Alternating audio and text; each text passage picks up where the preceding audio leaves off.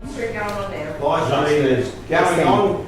Good morning to my fellow councillors. Welcome this morning to our ordinary council meeting for the 15th of April.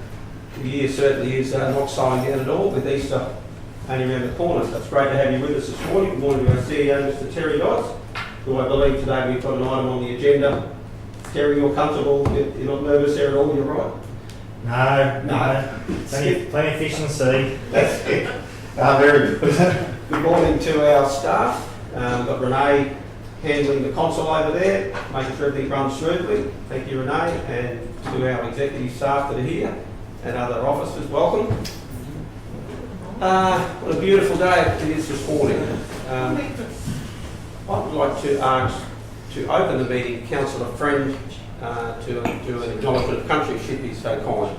Yes, thank you, Mr. Mayor. I would like to acknowledge our traditional custodians of the land in which we are meeting today, and our Durrumbal Nation, elders past, present and also emerging as well. Durrumbal Nation has been on this land for over 60,000 years, and we can certainly learn a lot if we just listen and have an open mind to learn how to look after the land in which we're residing. It's also our land as well, and we need to make sure that we preserve it for another 60,000 years. Thank you, Mr. Mayor. Thank you, Councillor Friend, for that. Next, I'd like to ask Councillor Eastwood, who I think is volunteering to do the prayer this morning. Thanks, Mr. Mayor. Yes, Father, thank you for this glorious day that's changed the seasons, and for what's such a wonderful place to live as Livingstone. And Father, we just pray that during this meeting today, our deliberations will be concise, Lord, and Father, that they'll be good decisions, and they'll be fed by your Holy Spirit, so that we might make decisions that better our community and make this place even better than it is today. In Jesus' name, amen. And thank you, Councillor Eastwood. Just moving back to the agenda, that sort of concludes our opening. We've got a full attendance from our councillors, which is great. We have no leave of absences and apologies. We move to item number 4, confirmation of minutes of previous meeting. If there's either any questions, if not, if there's someone like to move that the minutes of the ordinary meeting held on 18th of March 2025 be taken as read and adopted as a correct record. Councillor Main is happy to move then? Yes, sir. Thank you. We've got a seconder there, Councillor Walk-on, sorry. Thank you. Still getting confused. Yeah, the W's. I think it's okay. Okay, if there's no need for debate, we'll just put that to the vote. Those in favour? That's unanimous. Thank you. Takes us on to item 5, declarations of interest in matters on the agenda. Councillors, anything that you're aware of that you've already notified the CEO? If not, if there's anything that does come up in the meeting you feel triggers a conflict of any sorts, just I'll let the chair know or the CEO. Looks like none at this point, thank you. We do have item 6.1, we do have a deputation from the Yeppoon RSL sub-branch.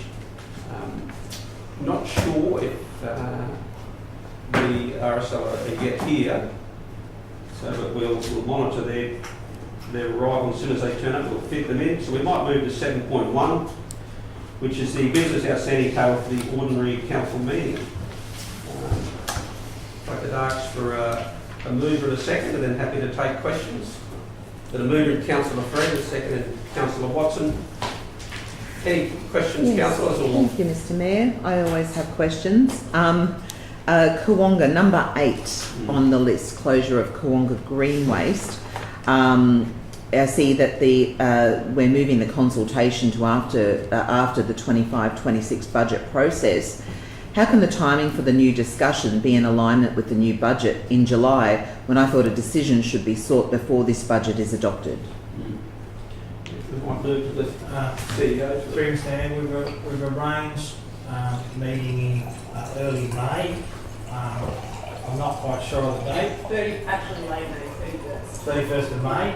And like all changes to the budget, it would be adjusted for first quarterly review.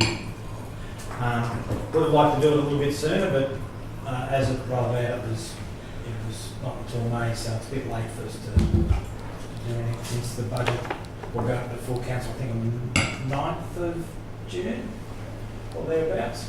So it's very, very close to the adoption of the budget. So if there's a plus or a negative, that'll just go to the September the 30th first quarterly budget review next financial year. Thanks, Mr. CEO. And just one more question, Mr. Mayor, through you. Number 16, it was a notice of motion from yourself in relation to Bondula Rural Fire Brigade site. Have we actually heard back from the member of Keppel in relation to this? The latest information is similar to what we'd heard previously. The Queensland Rural Fire Service from Brisbane are doing their due diligence on the parcel of land at Bondula. I attended a Bondula Brigade meeting there probably 3 weeks ago, and there was representatives there, Matthew Eckhart and two others whose names I can't forget, my apologies, representing that fire service. They mapped out their pathway for the Bondula Brigade, and I guess the key date there that will be interesting for us is that I think it was April 26th that they would have completed their due diligence on the Bondula block, and providing it ticked the boxes as we all think it does.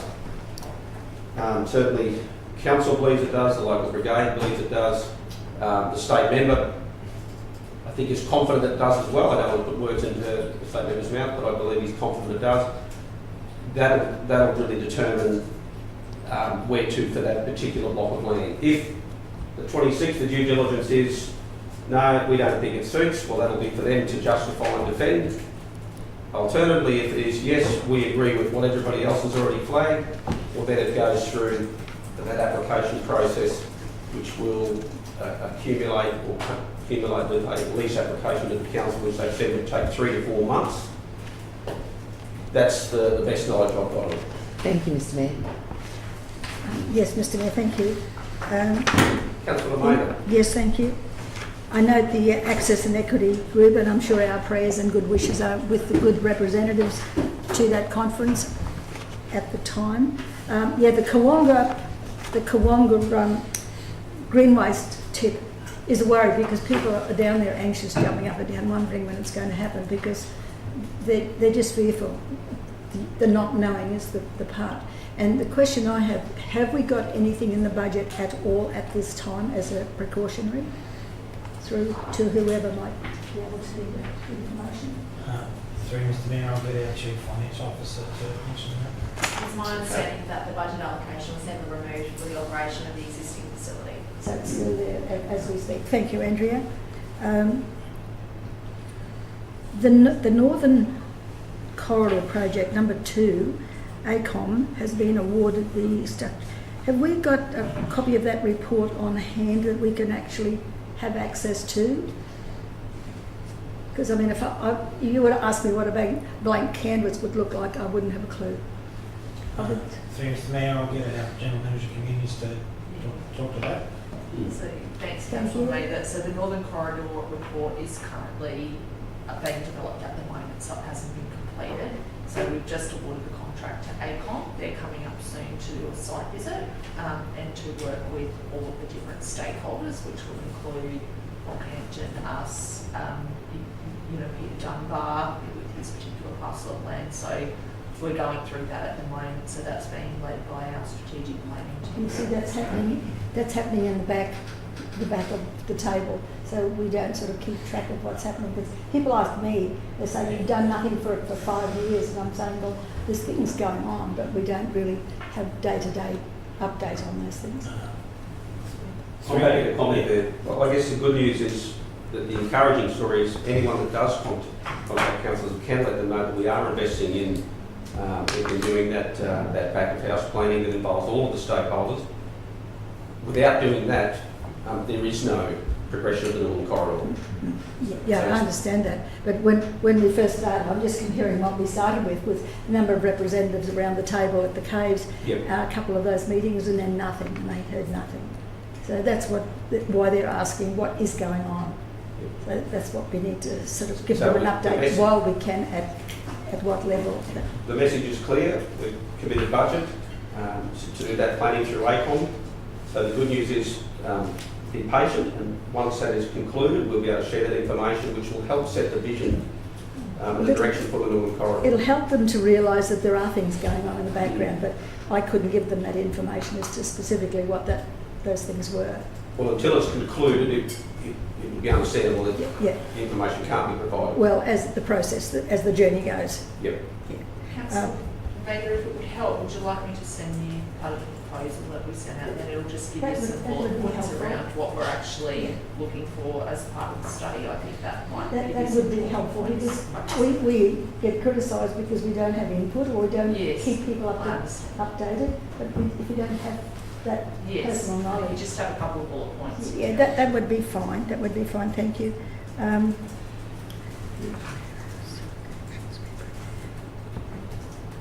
The sewer connections Marine Parade. It's going to the mayor committee. It's not here. That's all right. I'll just track that one as we come to it. Thanks, Mr. Mayor. Thank you. Thank you, Councillor Mather. No further observations or comments on the business outstanding? If not, we've got a mover there, Councillor Friend, the seconding Councillor Watson. We'll put that, or any need for debate? No, we'll put that to the vote. Those in favour? That's unanimous, thank you. Still, and we've got someone tracking whether the RSL. Yeah. Lucy's following. Great, Lucy. Great, thank you. That takes us on to item 8, which is petitions, presentation of petitions. 8.1, we do have a petition of sorts, petition seeking the naming of the new Yeppoon pool as the Brian Dory Aquatic Centre. This came in through the member for Keppel's office, Nigel Hutton. We thank him for that. Mr. CEO, I might just ask you to provide some clarity around just the wording here that's been used in the recommendation that alludes to a document as opposed to the petition. What's the story there? Through Mr. Mayor, the petition doesn't actually have any signatures shown to council nor addresses, and it's not in our adopted format. So technically, it doesn't comply with the council's standing orders for receiving a petition. However, it does represent views of a lot of different people in the community. So I chose to find a way to both present it to council as if it was a petition, but at the same time comply with council's standing orders. So it was a little bit of walking a tightrope because there is people in our community that go to the trouble of putting the petition in accordance with our standard orders that might have took umbrage at council accepting it as a petition when it wasn't. But alternatively, there's the people that want to name the pool the Brian Dory Aquatic Centre that would be upset if council didn't receive the document. So by calling it a document forwarded by the member for Keppel suggesting the name of the Yeppoon pool as the Brian Dory Aquatic Centre covers both camps. As best as I could think of at the time. Okay. Any questions at all, Councillor? Through the Chair, Terry, is there any reason why it's in confidential? Through Mr. Mayor, yes. Not normally, we don't normally do that. So the petition itself is confidential because I've got no proof, because there's no signatures against the petition that people gave permission for their information to be disclosed. Mm-hmm. So by putting in confidential that the councils can see doesn't risk someone that, for example, might have been misrepresented by someone else fictitiously putting their name forward, because there's no signature. With a signature against the petition, councils and in compliance with council's policy, we actually cover ourselves with that, but we're not covered, or I don't think we're covered legally because there's no signatures. The other question is, I believe it was through a state government sort of format. Is this something we should be moving to as a council, seeing it's moving online and things like that? I figured that we've had to change our policy to do it, but... Through you, Mr. Mayor, that would be a legal question. I'm happy to take that on notice. It is a good idea because everything's going online these days. Our contractual documents through DocuSign are signed electronically these days. There's very few documents that I sign the old-fashioned way, and the whole world's going that way. So when I spoke to our governance people about it, I did ask that question, but we haven't got the information yet. But it's a very worthwhile question. We probably should be going towards something like that. It may be a question that we even have to ask the local government association of Queensland, because other councils would have surely been through this, and maybe it will save councils some money for legal advice if other people have already been down that path. Thank you. Thank you. I've got some questions Yes, for you, Councillor Mr Freeman. Mayor. A couple of different questions. The first one just pertaining to the administration of any petition that comes to council. If we are then in future to accept these type of online petitions, how do we know that there won't be any fraudulent activity with people putting other people's names forward? Is there any firewall to check IP addresses or anything like that? Once we've got a signature on paper, then we can feel absolutely sure that they are the people indeed who have signed it. But once if we're just accepting things online, then how can we know that there won't be any fraudulent activity? Through Mr Mayor, I can't answer that. I don't know, and I have been aware of a council that accepted 3,000 names online, and it was proven to be a fictitious organisation with only a handful of members. So I've been there and done that, but I'll leave it up to our governance people to chase that information up, because it is a worry, which is why the petition was included in the confidential section, because we had no legal recourse Sure. for protecting the names of innocent people who might have been put forward by someone surreptitiously. Yes. Thank you. My second question, thank you, Mr Mayor, is it mandatory within our guidelines to have to go to public consultation before we name a particular venue or park or whatever it might be, such as the Kui Bay Pool? Is it mandatory that we go to public consultation? Through you, Mr Mayor, I'm not sure. I didn't check, but morally, for something that's worth such a lot of money and so close to a lot of people's hearts in Yeppoon, I think council's got a moral obligation to check that. But at the end of the day, it will be the council who vote on the name for the new pool, not through any other means. But it's a worthwhile question. Should council wish to not go through a public question for that, can you please let me know, because we're not far off launching that as per council's previous suggestion some months ago for naming the pool. So if council doesn't wish to go through a public consultation process, if I can be given some guidance on that sooner rather than later, that would be good.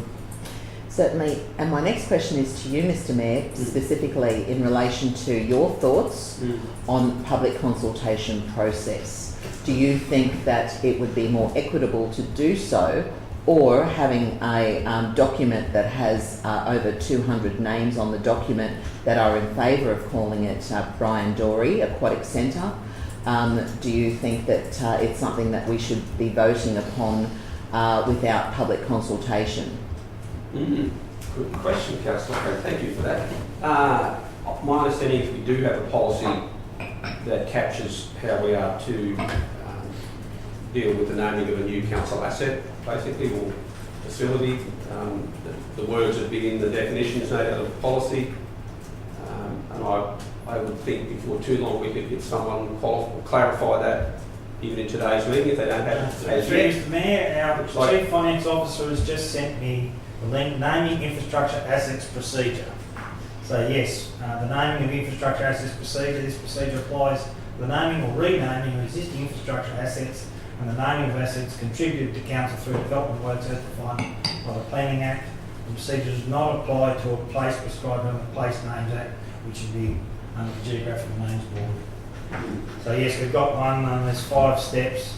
Public consultation is undertaken where necessary, and nominations received from the public are assessed against predetermined criteria to ensure transparency.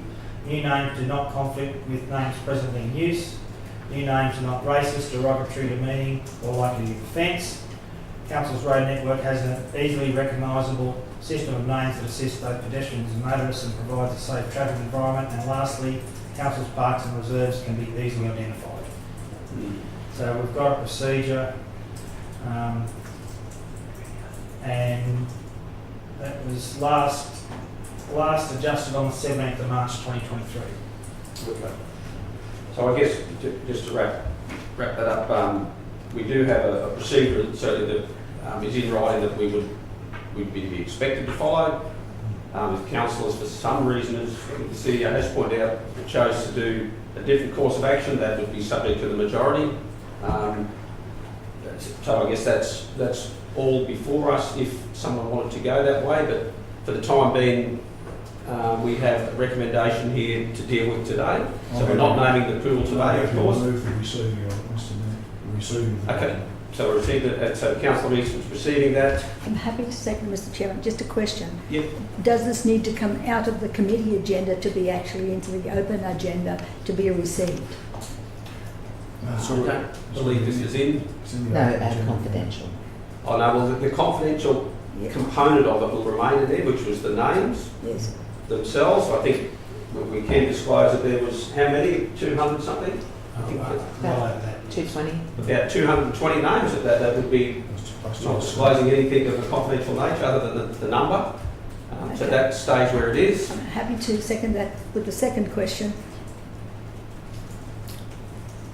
Are we prepared to make a decision here today to say whether we need to follow procedures that are already set down to go into public consultation in relation to the naming?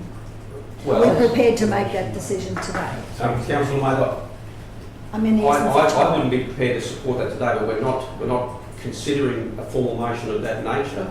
We're dealing with the one here on the screen that's in our report or in our table of contents. As I said, if a councillor at any stage wants to flag a different course of action, that can be done. It could be a foreshadowed motion, for example. So there's ways that these things, the mechanics can occur to try and get decisions made. However, we're dealing with this one here, so we've got a mover and councillor. So, Mr Mayor, Yeah, I foreshadow a motion. There we go. I foreshadow that we actually council names the Yeppoon Pool at Cooey Bay, the Brian Dory Aquatic Centre. So we've got a foreshadowed motion there. I will point out that it's just for everybody so we're clear that there is a procedure that we have in place that outlines the pathway that we would normally follow or the council does follow. I'm not aware that would be a breach if the majority decided to go outside of that, but I would make you all aware of that's the status quo at this point in time in terms of the procedure is very clear on how it is done. That's policy, isn't it, Mr. C? Through you, Mr Mayor, there's a difference between an infrastructure asset, which is council internal policy, and something that falls under the geographical names board, which is a public place like a park or a road or something like that. So it's purely council can name the infrastructure wherever they want, whereas we've got some things we've got to double check in relation to the geographical names board. So the question, sorry, Mr. Said, the question is does the Yeppoon Pool, which category does it fall into? It falls under the infrastructure, purely council's decision. Okay. So it would be within our power, I guess for want of a better word, to, in the event that this motion was voted down or it was supported and we had a foreshadowed motion, if that was resolved in support of that, we would be within our authority to do so. Yes, Mr Mayor, you would. I'd like to mention to council though that there's plenty of time for council to the peers that go and make the pool to support it aren't even in yet. So we're looking at late in the year before the pool's finished. So I'd ask that councils would take that in mind. And I'd ask that, since I just found out about the internal policy, that it may be worthwhile to wait a month for all councils to be able to read the internal policy and be able to make a decision on that. But it's completely up to council. It's an internal policy, and all internal policies, providing there's a simple majority, can be changed at the will of council. Okay, so we all clear? I think the only thing I'm not clear about at this point is that the recommendation to receive the petition. Is that still going on? Through Mr. Mayor, the recommendation is only to note the correspondence. It's not to receive a petition because technically it didn't fall within our guidelines. Specifies. So it's to note that a document with over 200 names was received by council supporting the Brian Dory Aquatic Centre name. And I had to be very careful how I accepted it. It is a play on words, isn't it? It's definitely a play on words. But I felt it was in the public interest that council noted that there was over 200 people that wanted the pool called the Brian Dory Aquatic Centre. And should the foreshadowed motion be voted down today, that doesn't mean that through the public consultation period that the pool doesn't end up being named the Brian Dory Aquatic Centre anyway. It's a matter of timing. Yeah, recognise that probably the only thing I'm unclear on there, Councillor Friend, is in terms of a foreshadowed motion, normally it would be flagged as an alternative to the motion that is basically being debated. Related to. And what I mean by that is the motion that we're really looking at to just basically receive the document that has been provided by the state member in itself is not, what would you say, it's not, it's, I can't think of the right word, it's not itself something that's difficult for us to consider. It's just very much process, receiving it. The foreshadowed motion then probably goes a lot further by virtue of actually saying, hey, we want to name the pool this. So I'm probably not overly comfortable as a forward motion. I'd be prepared to maybe look at suspending standing orders to allow us to consider, because normally under standing orders you're required to, if you want to put a motion forward, you do through a notice of motion. Procedural motion, Mr. Mayor, to suspend standing orders. Okay, so that's all those in favour of that? Is that two points of order? No, it's procedural motion just to suspend standing orders. Yep, and allow us to discuss this a little bit further. Okay. All those in favour? Okay. So we're now on a sort of just general discussion. What I feel that we need to get is clarity, because our standing orders allow for a foreshadowed motion to be considered, or what are the constraints on those to be able to bring a motion forward that is not so much replacing the one that's lost, because in this case here, the one that we're voting on it's very much a process thing to receive something. It's not advocating for a name, and in the event that one's lost, this name is going to be put forward. I hope that makes sense. Well, Mr. Mayor, it's just that earlier you just said that it would need to be a foreshadowed motion. So therefore I said let's foreshadow it.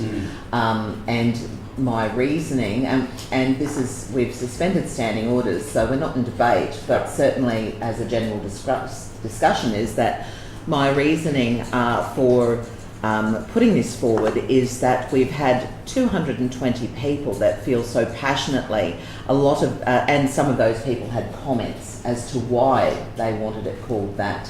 And from what I understand, Mr. Dory was instrumental in actually getting the original pool up and running all those decades ago by raising funds from the community, and I believe that council matched those funds. I think that this would be a wonderful legacy of a man who was also known as Mr. Livingstone, to actually, we can do something for his legacy and actually call it the Brian Dory Aquatic Centre.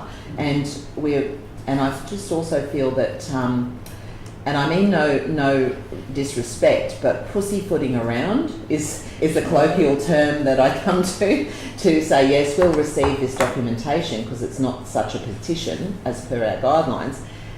Why not? Let's put it to the vote to see if we should call it Brian Dory or not. If the vote falls over this morning, then then it's not wiped out. It will still go to public consultation, and we can then vote again on it at another time. Fully respect the arguments for and against. It's more, I guess, as a table, I'm not convinced that the standing orders allow for the foreshadowed motions that are, well, I'm not comfortable at this point to put it to the table unless it can be qualified through our standing orders and how foreshadowed motions are to be handled. But if it allows for it, well then obviously it's the will of the table, and I would not want to get in the way of that. So, is there any further questions before? You have a question? Yep, Councillor. Yeah, thanks, Mr. Mayor. Just on the legitimacy, not to go into the details of the petition because it's confidential, but just on the legitimacy of that petition, I can count, on a quick count, 3 names on there that doesn't match the city, and so it just doesn't. Something doesn't seem right by looking at that, and I don't know what that, when it says city, what that actually means on that petition, whether it's where they live or something, but I do know for sure that the person on that name does not live down the Gold Coast. Okay. Sure.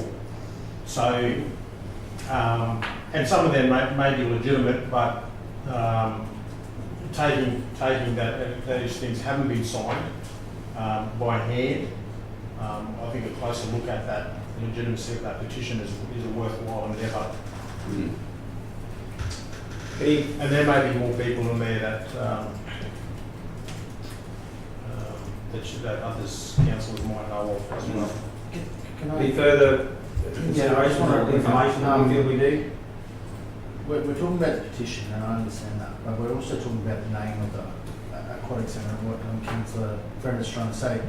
I think across the board and across the community, everyone's accepting that's probably the right call. I believe that petition or not, as council, we could just go, you know, we don't need a petition to say what we want to name that aquatic centre. So if it's right, wrong, or whatever, what is ours as council's final, decision? And I think that's what Councillor Friend is like. I think we fiddling around with all the little things, but down the track it's going to be the same outcome, because that's what we all intended to all decide, or what our intentions are. So You can't really speak for everyone. no, I understand that, but that's what Councillor Friend is trying to say. Well, why don't we have the vote now to have that, so we don't have to fiddle around with that, we can just have the vote. What the mayor's saying, it's a matter of process. It's not so much that you don't want to go down that way. It's a matter of making sure Getting to that that point. we've got all the ducks in a row. The question I've got though is, we all agree that we're hearing Brian Dory, but is there anyone else? Has anyone else heard of any other possible name? It's never got to that I think stage. I think the I process just meant may. public talking, Yeah, I think the process might show that there may be an alternative, and there may not be. But we're not here By to the way, I'll be decide. happy to second the motion. I've heard it. If we get And that just vote. to answer, CEO. to answer councillor, Sorry, I'll come back to Councillor later. Through Mr Mayor, Part A said public consultation is undertaken where necessary and nominations received. So if council deem that it's not necessary, it doesn't contravene the policy. Okay. Where necessary. If council thinks that Brian Dory is a foregone conclusion and doesn't think it's necessary, it isn't in contravention with the policy. Because that one word on I Part guess- A. I guess the only thing that does concern me is that we haven't put it to the public, so to speak. Because I think that even though I've made up my mind, the public might have a different interpretation. They might have people that, somebody that might want to stand up, that might be equally or not. Equally or not, have been such a outstanding community member that they might reserve that as well. So that's my only problem. And I guess that there's a procedure in place for good reasons. If you feel that you're at such a point where you don't need to rely on that to ensure that your due diligence is ticked off, well, that's ultimately, you can see that that's a discretion of ours to take as a table. And so I'm not here to stand in the way of what the table wants to do. But the only point I would make is that community consultation is often vital to ensure that you land in the right spot and you can defend your decision because of that.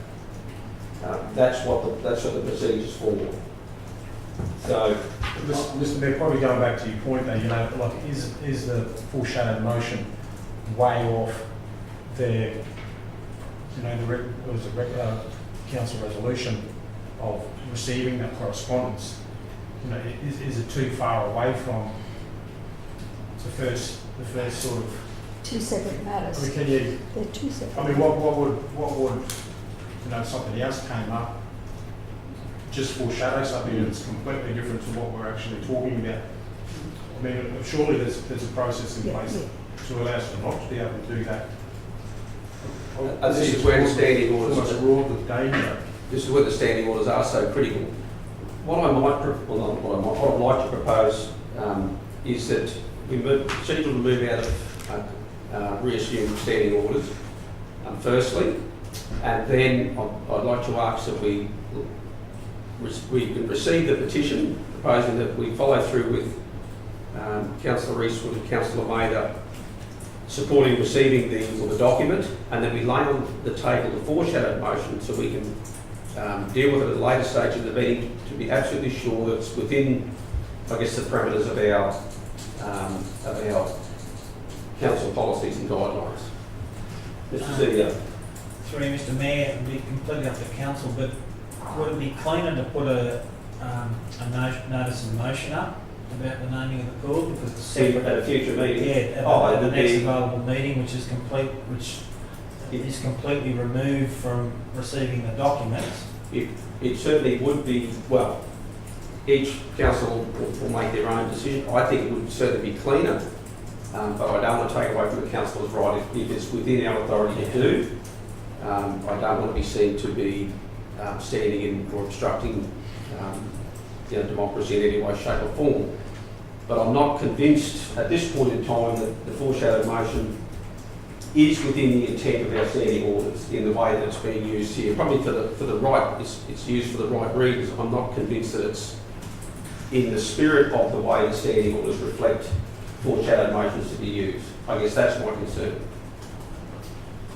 So, I guess I had the role of trying to Sounds like have fairly things, good have the meetings pathway, flow. Mr. So Chairman. if I could have someone move, well, I'm happy to move the procedure if we resume standing orders to continue the debate. So, Mr. Mayor, sorry, just before we do have that vote to go back into standing orders, are you then going to also take a procedural motion to lay this on the table, the foreshadowed motion, until later in the meeting? That's That's what I was my going to intention. do. That's what I was going to do, Mr. Mayor, because not taking away from the foreshadowed motion, I was going to ask the table to lay that on the table as procedural, There we go. to give us the time that we need to follow the principles of the internal policy. There we go. Well, it sounds like we've got a pathway We've got a forward. plan. We've got a plan, and yet you could still end up with that right. Yes. Okay, so we've got the first procedural to resume standing orders. Those in favour? Thank you, councillors. We're now back under standing orders. Councillor Mather, I believe you're going to move. You've got a live foreshadowed motion on your hands, Mr. Mayor, and I'm. No, not at this point, because it hasn't been seconded, the foreshadowed motion.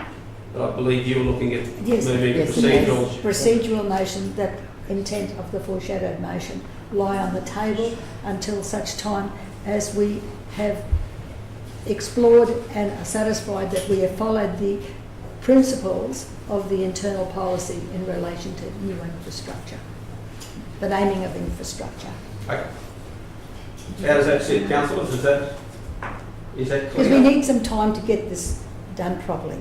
That's what I'm saying.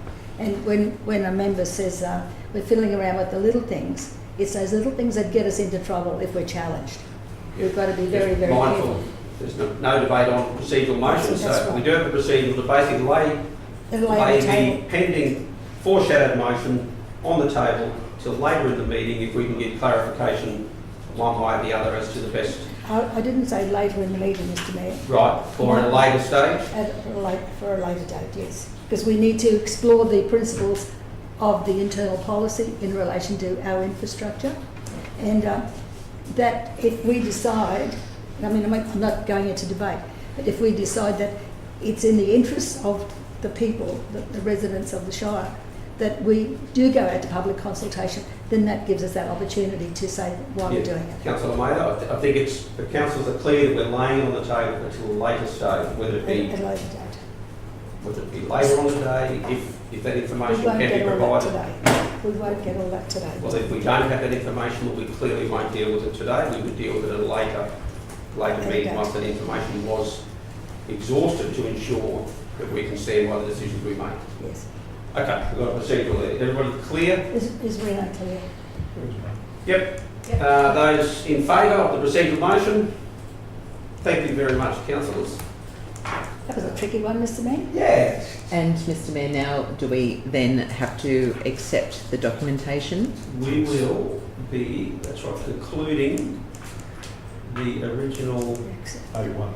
8.1. So we had an officer's, we've got a recommendation there. The council notes the correspondence of the document forwarded by the member for Kettle, suggesting naming of the new Yapuna Pool as the Brian Dory Aquatic Centre be received. We've got a mover in Councillor Eastwood, a seconder in Councillor Mather. Councillor Eastwood, did you want to speak to the motion? No, sorry, no, Mr Mayor, because I only received the document, so there's no need to speak. Any speakers against? Any further speakers for? Yes, Mr Mayor, thank you. I'm happy to receive this documentation. As we have discussed under not understanding orders, 220 people have bothered to even put their names forward for this document in support of the naming of this aquatic centre. So definitely we need to acknowledge all of those people, including member for Keppel, who so kindly arranged this. Very good. Any further speakers against? Any further speakers for? I'll just speak briefly. Certainly commend the state member for undertaking the work that he's done, and also commend the CEO for finding a way to include it in our correspondence and also protect, I guess, ultimately the integrity of council and those people that were identified in that. I also remind we've got 42,000 people in Livingstone Shire, so it would be great potentially to hear from their thoughts as well, but really appreciate the work that's been put into this document thus far. Very good. Any further speakers for or against? We'll put that to the vote. Those in favour? That is unanimous. Thank you. This takes us on now to 9.1. Notice of motion, Councillor Glenda Mader, Neville Street Development. Councillor Mader. Yes, thank you, Mr Mayor. I'd like to formally move the notice, Mr Mayor. Yes. I was just going to skip straight through to page 21, where I sent the notice in, Mr Mayor.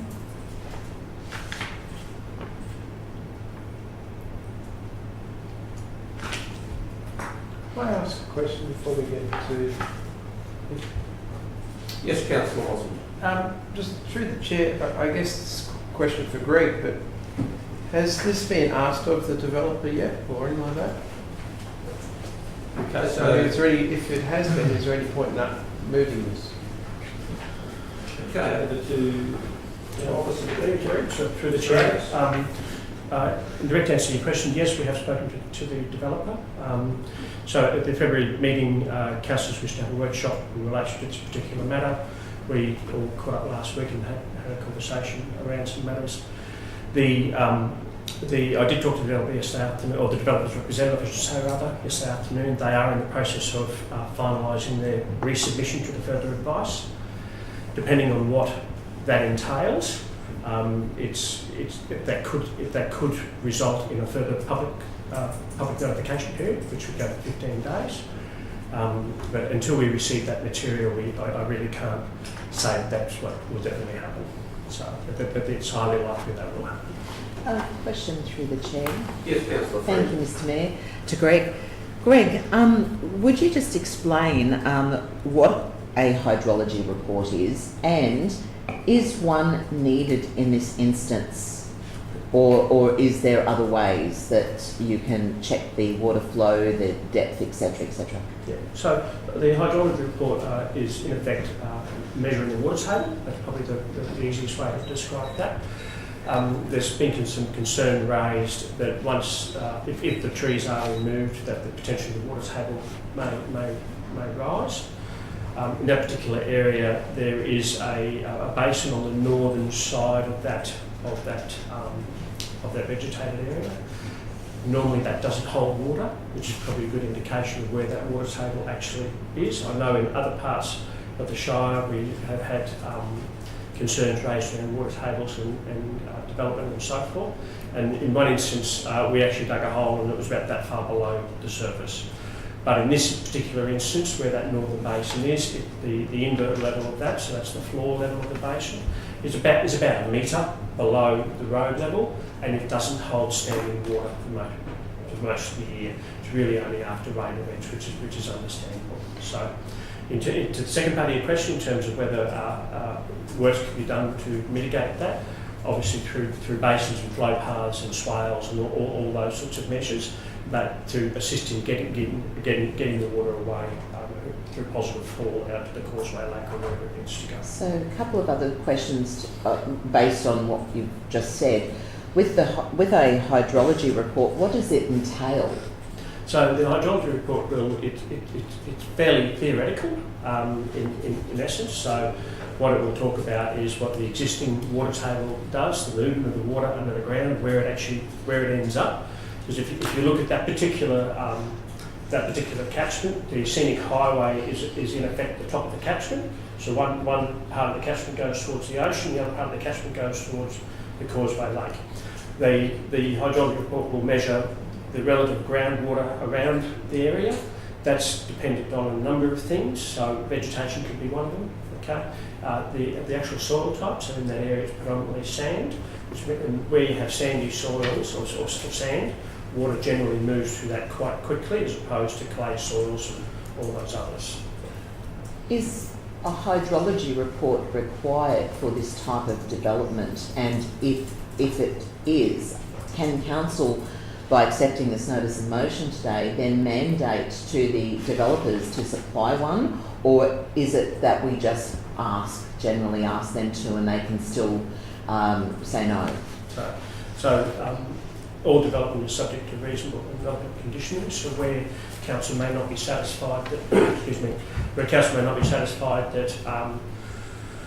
that matters have been attended to appropriately, if I can put it that way, council does have the opportunity to condition it reasonably and relevantly, or potentially refuse it if it's a showstopper. Water in people's houses would be one of those. Is a hydrology report required? There has been one done on one of the neighbouring properties, which was to the north, beachside estate, some 10 or so years ago. It in effect showed that there was no negative impact on development in that area. It had been cleared for quite some time, and we have not had reports or any issues with people having water in their houses or any of those things in that space.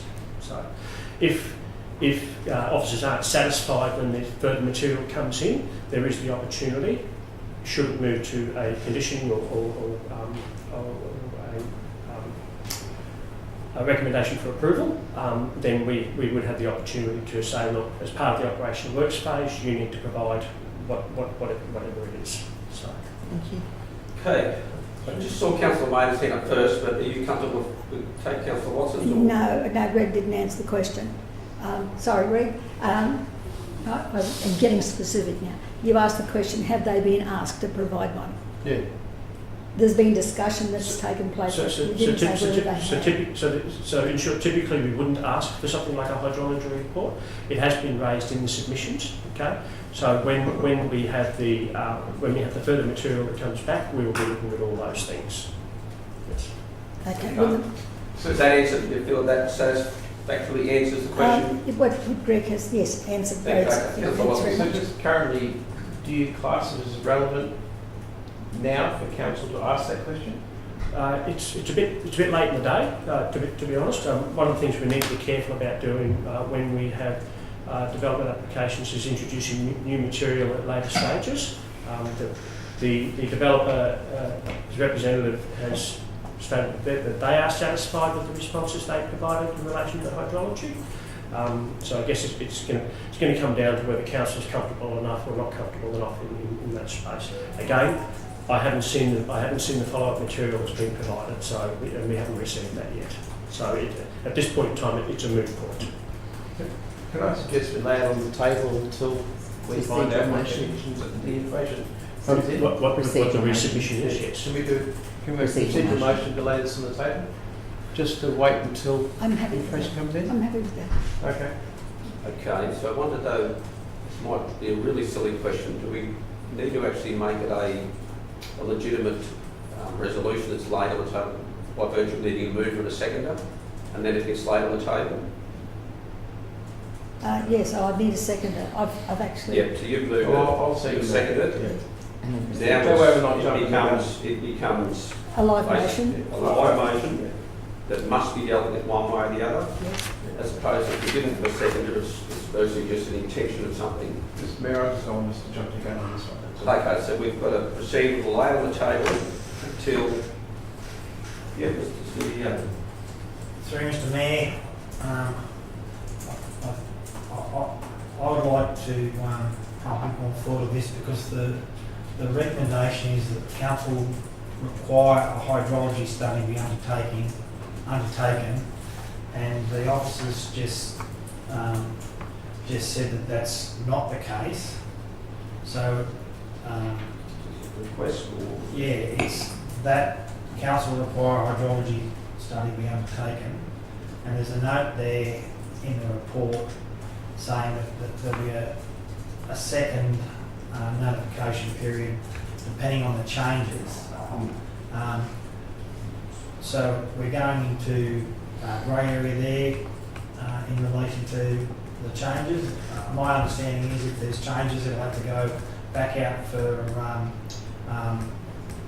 advertised, and there's 15 business days, is that correct? That's correct. 15 business days for people to put new submissions in, and when those submissions come in, that's when we get another bite of the cherry in relation to the application. That's correct.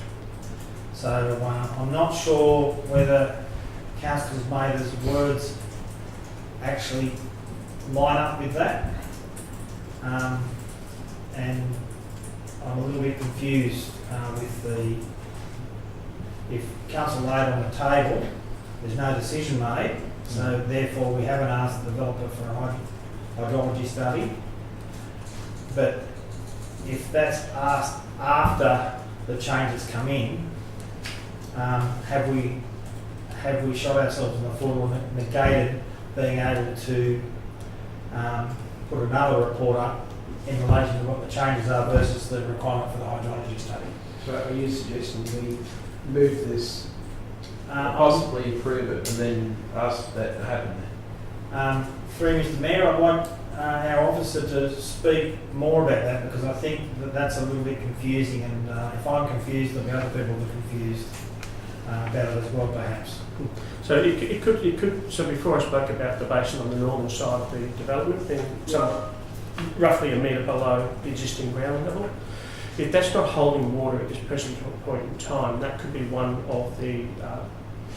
one of the guiding factors whether a hydrology report is in fact required or not required. One of the conversations we've had, and I can't go into that too much because they have been without prejudice conversations, so they are not for the right public to be privy to. But one of the things that we have actually mentioned is that we need to ensure that whilst that area is fairly flat, that there is positive fall, so in other words, fall from that development to the Causeway Lake. And before I spoke about, I spoke about sand. So sand particles are fairly large and fairly uniform in size, as opposed to clay, which is fairly small and quite packed, increasing the surface area, which means it holds more water. Where you have sand particles, they don't hold as much water, so when you go to the beach, you'll see at low tide, you'll see the water going out into the ocean. Very, very similar principle in this particular instance. So the developer's representative through their RPEQ may come back and say, yes, absolutely, we've investigated it further, we need to do some more work because of these reasons, okay? They may come back to us and say, no, we don't need to do more work for these reasons. We've got to be careful about turning around to someone who's a registered professional engineer in Queensland and then trying to provide them with engineering advice. That's why we just need to sit tight and wait until we get the submission back from the developer, and then we can read through that in its entirety and then start making some decisions. Your procedural motion stands. Mr Chairman, are we going to wait for this? We were still in the same application, and until such time as there is a requirement to resubmit, we are still dealing with what has been provided to date. And that is deficient in a hydrology study in itself. So and that's why this came in to add to that, so we can finalise it within this application. But if they're not prepared to do it of their own bat, to provide that study, because let's face it, we haven't had this at our table yet. This hasn't come to the table.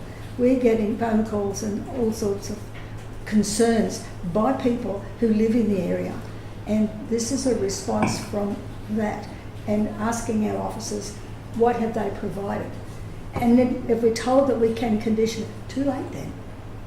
It's too late then, because Well, just Councillor Moses, I don't think it's too late. when you make that statement, it's too late. My understanding is that it's in the assessment phase. it is in the assessment phase, and It's there's in the no assessment hydrology study there. There And this is may the not time be. to get, there's the time to get it. Well, the time, we run out of time, and as we all know, these things do have a limited life. And if there's nothing there that they've produced or we've asked for, that's what we deal with.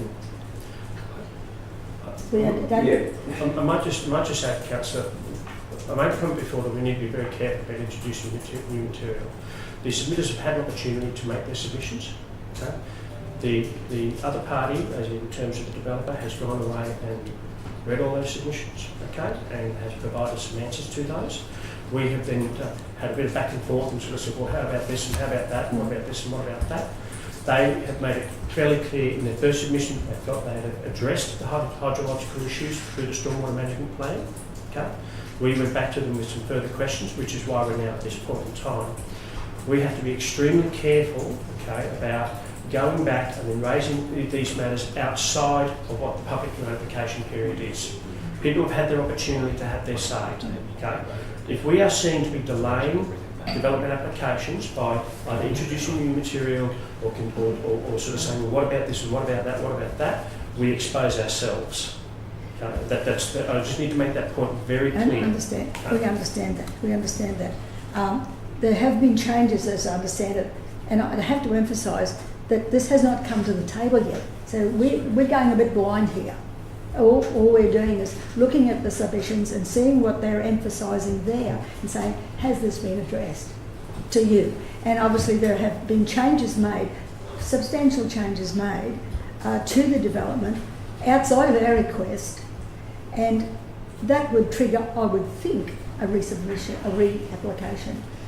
I don't know. It's still dealt with in the same application because the application has not been decided. No. Mr Mayor? Yes. A procedural motion was put to the table and somehow it's been lost in the melee. No, yeah, but where did they?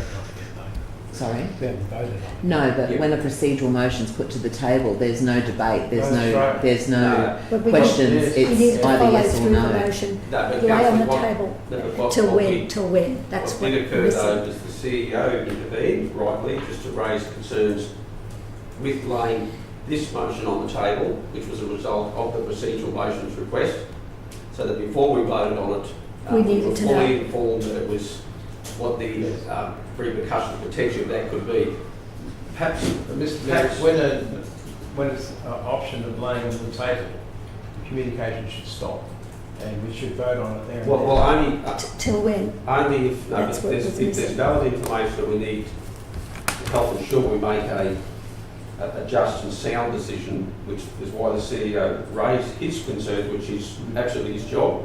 I've certainly got concerns, and perhaps if I could put to the table a procedural motion that we lay this on the table to give legal advice as to the appropriateness of the wording in this motion and the intent that it's asking for. Because I'm not going to go into debate on it, but I believe it's imperative that we do that with the sensitivities of these development applications, our involvement and when we get involved. So I'm not comfortable to vote on anything until I know that we're legally sound in what we're doing. So I'm asking the table, I guess, from that So perspective. Councillor Watson's procedural motion to lay it on the table would be to lay it on the table pending legal advice. Yeah. I'm happy with that. Okay, there we have something there that Right, let's go. That's I what would was think missing. it's worthy of us considering. Yeah. Okay, we've got the procedural motion from Councillor Watson to lay on the table to seek legal advice, which will be provided to all of the councillors. The question that was asked and importantly the response that was provided, and that will inform what we do at a later stage, whether it be today or at a later meeting. Are we clear on that? Happy with that. Okay. Those in favour? Okay, that was unanimous. Thank you. Thank you, Greg. Mr. Mayor, do we have our deputies in at the Big moment? Are our deputies waiting? No. No, my understanding is we're still awaiting the attendance. They and won't be attending we- today, Mayor. Big hut? They won't be attending. Okay, we've today. been notified, have we? Yes, yeah. Okay. So we'll look forward to when they can attend. But at this point, they're an apology. So That's for Anzac, if we wasn't could note that, Is that- that'd be great. Okay. What's the time there, guys? We're 10:03, yeah? Great. 9.2, another notice of motion from Mayor Bello regarding electric charging station. Council, there's a recommendation that I've put there for our consideration. Council suspend any further action on advancing electric vehicle charging station until further notice as a result of concerns identified in recent media. I'm happy to move that, and if someone would second to allow debate. I'll second it, Mr. Can you comfortable with that? Yeah, happy with that. Mayor. Oh, you'll have, if you want to second. Oh, I thought you have it. Councillor Eastwood, they were neck and neck, so the photo finished, but You want people or not? look, I'll have to say, I'll have to go to the video ref, but I think he dropped in on the way. yeah, I think you're right. He's got a bit of form. I hear he does that. Look, councillors, I want to try and be as clear as I can, and I guess firstly I want to make clear that I'm not anti-EV by any stretch of the imagination. I think that the whole world of the changing dynamics of energy, and we see that especially in the motor vehicle industry, is going to continue to evolve and change and advance, and it needs to. My concern is when we're committing, I guess, council resources or ratepayers' resources in this particular space here. We went through a process where we sought, I think, to get the private sector that were interested in investing in an EV charging station. We didn't receive any individuals or businesses that were interested in that. So I think the latest motion was that we've left it open so that they don't need to go through the normal tendering process. Maybe Anna, did you want to clarify just what our position is, Anna? Yeah, so That would be correct. We did go out to tender. Sorry, Anna, would you mind just to see how far come to the table? It's just always good. Excuse me. Hi am. Yes, so you're correct. We did go out to tender. We didn't get any responses. Okay. Following that, I did consult with a number of EV charger suppliers to basically gauge why. And there was the majority of those suppliers were all successful in becoming a supplier through the Q Rider funding. So they're the 4 largest providers across Australia. They're all facing some issues regarding tariffs for energy, for power. So they all had decided at that point that they weren't going to progress with deployment of future charging stations. Okay. So, did you want Can I just ask quickly, when you say tariffs, is that caused because of Ergon hasn't supplied through a costly tariff? Yeah, so the conversation I had with them was interesting because I said, I don't understand, you're getting the funding through the government, yet the government is making it really difficult. And they all said this is the issue. So they were all advocating to Ergon to see what they could potentially do, or what kind of agreement they could come to.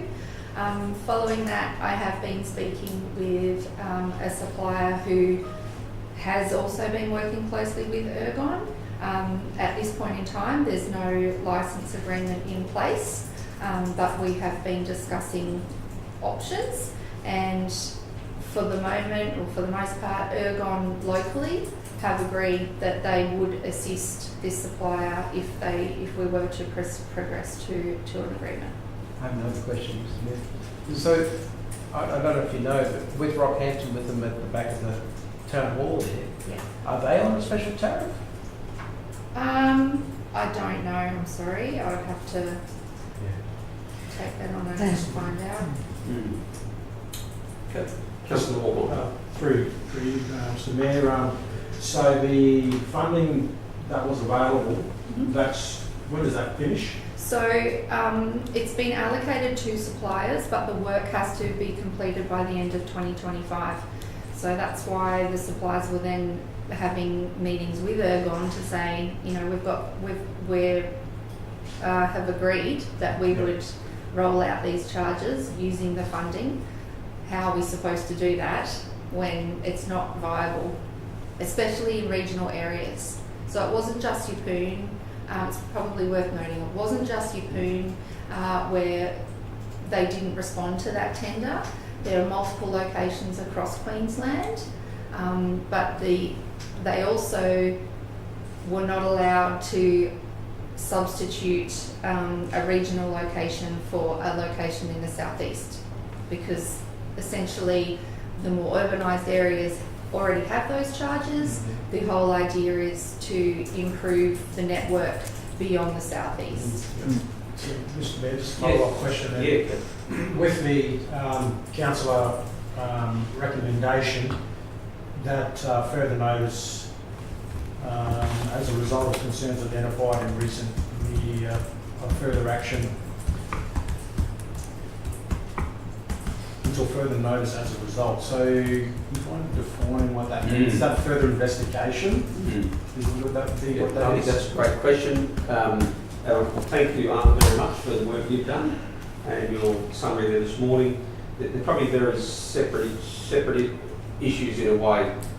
And Councillor Hawkins, to your question there, I guess allows me to explain that for me it's more about the provenance of the electric vehicle industry, not so much about the funding or should we have one or not. It's more about the provenance of the industry, which has been raised in media, whereby I've got concerns about the ethical nature of the industry in where a lot of the resources are mined for the electric vehicles. That's really my concern, and until that's addressed, I'm not comfortable to continue to support something that potentially is ethically questionable. That's probably my concern. Two And questions. so how long will that process then of researching what those ethical concerns are, how long will that process take? Mm. I'm just trying to work out the timeframe. I'd be happy. The budget considerations, trying to figure that out in my head. I'd be happy if the time frame was put on it was to be reconsidered, say, in 3 months' time, or 2 months' time, or 6 months' time. Or, I'm very comfortable to put a time on it, that I recognise that decisions need to be made, and with more information, it may make it much more easier to make a decision, or much more harder. So, Mr Mayor, I have some happy to capture a time in there if you've got a suggestion. Would that be through, maybe to the CEO, would that be reasonable in terms of time frame?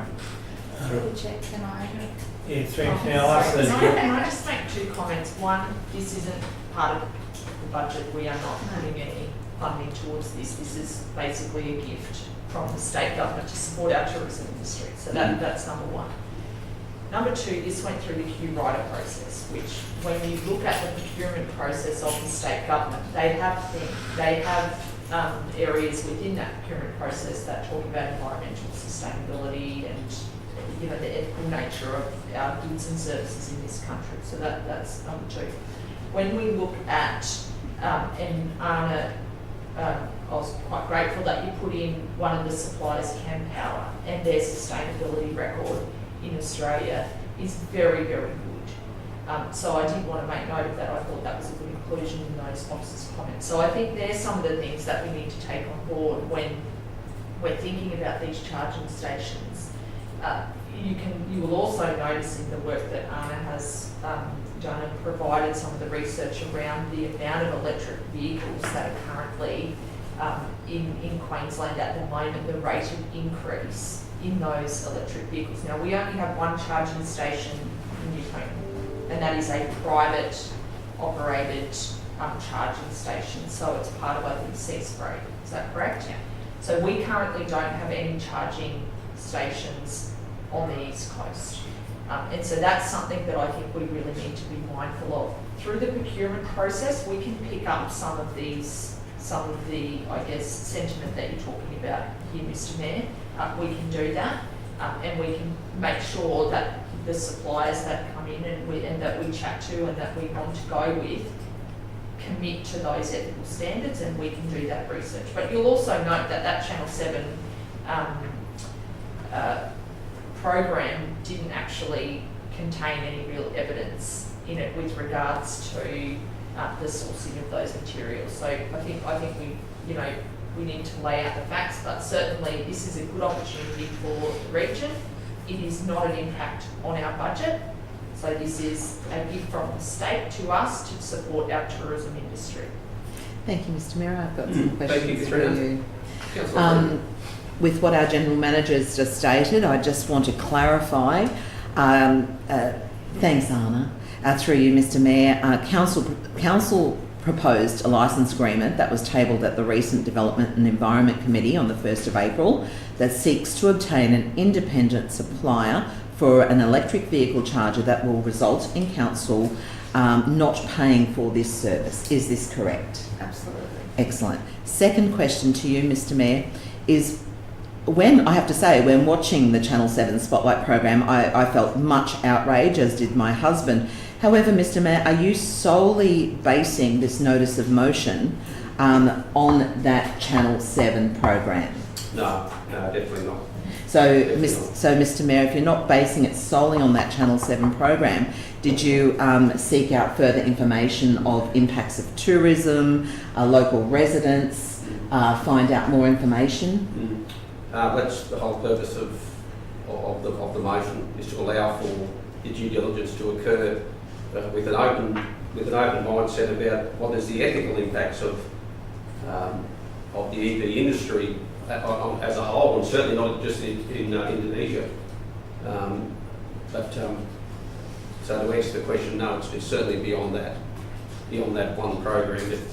There's a myriad of media sources across all of the different platforms that are raising concerns about the ethical nature of the industry in certain areas, and I'd like to explore it further. But I respect if the table don't want it, that's fine. So there's certainly more than one one media source is raising concerns about it. Can you let us know who the other media sources are? The ABC had one. You've only got to type in YouTube and you'll get 100 to view. There's a myriad of them. So for me, that's not up for dispute. It's more with that information. How do we move forward in this space as a local government? And importantly, we're doing it under, I think it's a net zero policy virtually, and that makes assumptions that EVs are net zero. Well, they're not. So, but unless you drill into that stuff, you're taking, you're just accepting what is being presented to you, and I think there's more information that I really feel is worthy of us considering. And Mr. Mayor, have you discussed this with Capricorn Enterprise as you're on the board? And EVs, EV tourism is something that is moving ahead within Queensland. Capricorn Enterprise and also our natural resource management team in relation to our ecotourism destination viability. No, I haven't, but I'd certainly welcome their input. If this motion was supported, it would we could maybe put together a task force that involve all of those different players and have them, really drill into the detail that is starting to emerge more and more. And does that change anything? It may not. And I would welcome Cap Enterprise or the tourism industry or Arthur Hunt, some of our wonderful EV passionate representatives here. It'd be great to have them involved. Mr. Mayor, did you consider that this notice of motion will certainly delay any prospect of any future licensing of an electric vehicle charger here on the Capricorn coast at no cost to council? That's going to delay that, and it may then prove that it may be over that time of the funding. We may miss the funding. Did you consider that? That's a risk I'm prepared to take. From an ethical perspective, from a human rights perspective, which we're a signatory to, I can't continue just to not do nothing, and I think it's worthy of exploring all those different issues that are arising more and more. Mr. Mayor, yes. You mentioned about other media sources and that, but when you put this in, it seems as though your only focus was on the Channel 7 TV show. Is that I correct? think that was commentary that was provided. Is this in the report or something? Yeah. No, you're right, Councillor Watson. That was with the assistance of the wonderful staff here. But happy to accept that. However, because that's what we've based our conversation on, sure, and our research ourselves on. Sure, what we have in front of us. Sure, there's certainly a plethora of other platforms that would raise some of the ethical concerns of the mining of the nickel, primarily, and that's really the essence of my concern.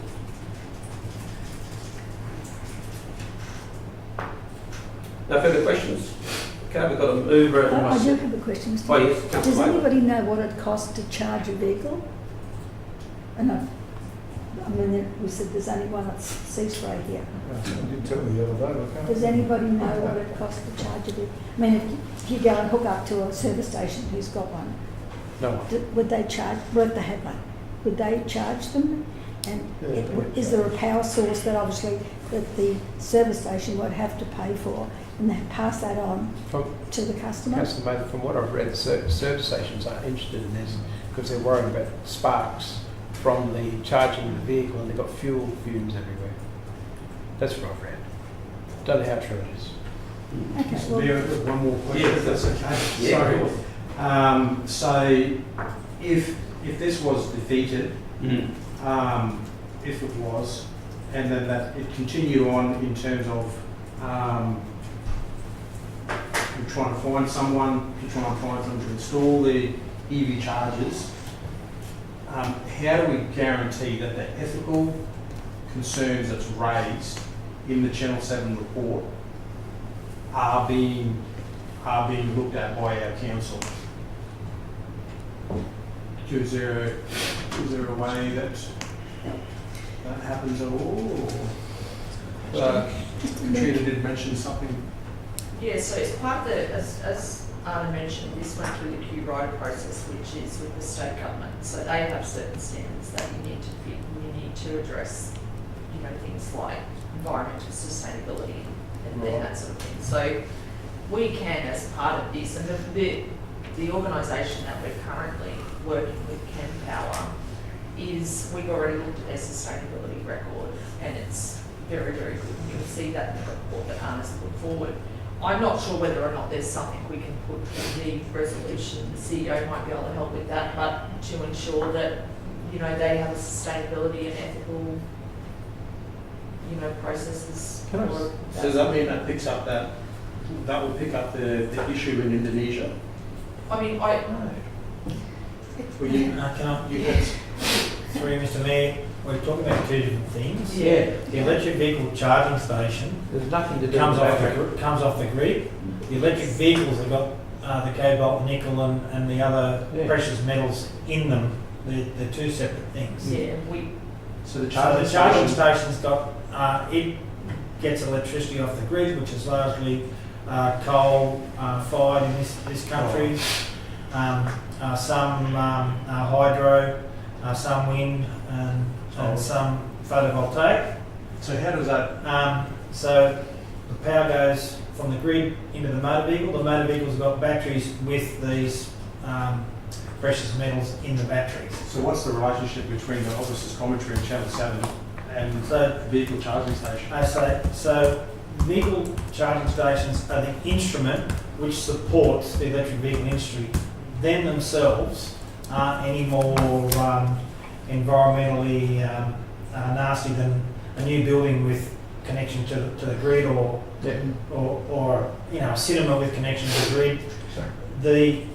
The electric vehicles with the precious metals in them contain the cobalt, the nickel, and lithium, and the things that were on the Spotlight program on Channel 7. So they're different. So the motion isn't so much, I'm taking liberty, isn't so much about the electric vehicles charging stations, it's what they represent by supporting the vehicles that may or may not have ethical use of cobalt, nickel, lithium. Some may not, some may, and without chasing that rabbit down the burrow, it'd be very difficult to find out, I'd assume. But yeah, that's the difference.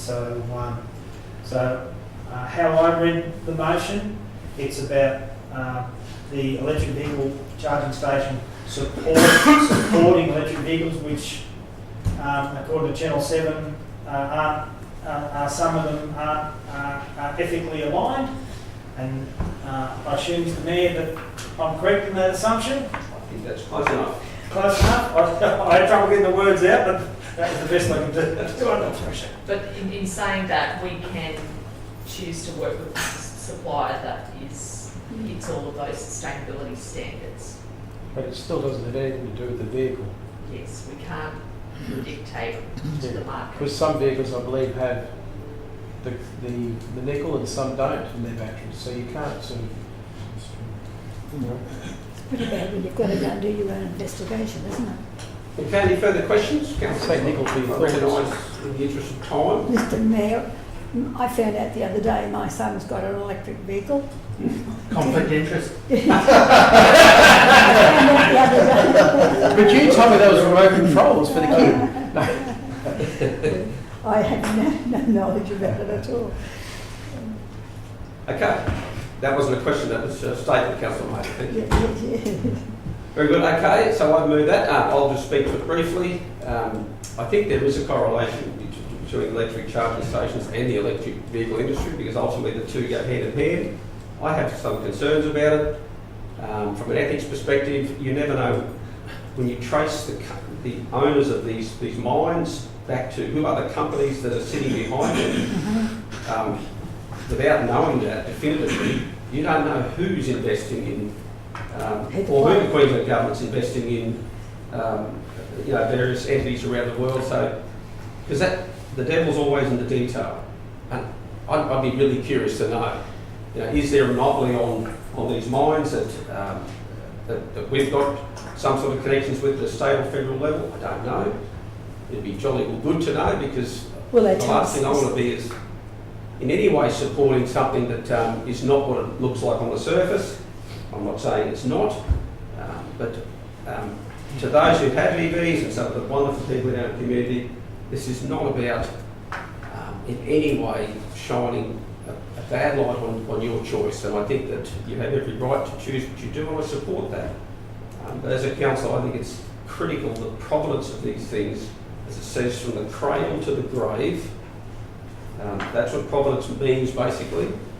And I think there's a lot of grey areas in the EV industry. As I said, to suggest that they are zero emissions, well, that's just so not true, but that's what we're told, and we accept that.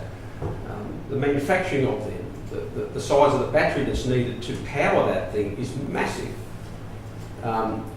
Really, the direction of the industry is actually moving towards hybrids, very much not towards electric vehicles, especially in regional Queensland. They are the way of the future, because they need such small batteries. So I'm just not wanting to make that extra leap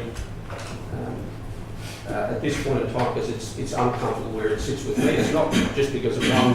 I see the hands there, councillors. It's not because of one media show that's all of a sudden popped up. You've only got to type into YouTube problems with EVs from an ethical perspective of mining. You have hundreds of them there that are there on all the platforms. So I think it is a concern, and I'd like us to do our due diligence to make sure that there's no string that circles back and connects to someone that we go, oh, geez, is that the case? I really didn't know that. So on that, Speak against. anyone speaking against? Councillor Fred. Thank you, Mr. Mayor. I will speak against, and I reserve my right to take my allotted time with this. That would be a right that we absolutely have. Thank you, Mr. Mayor. There are over 55,000 electric vehicles registered in Queensland. Who are we in this Livingstone Shire Council to inadvertently say to users not to travel to Yeppoon by delaying a necessary charger? The televised program that was on a week and a half ago made me very outraged by the pollution and the displacement of the local Indigenous people in Indonesia, suffering as a direct cause of this nickel mining. I have looked into further information pertaining to this particular mine and the televised program. Also, in officer commentary, it states, and I quote our General Manager again, that this program failed to identify any EV maker that actually uses this nickel noted in the program.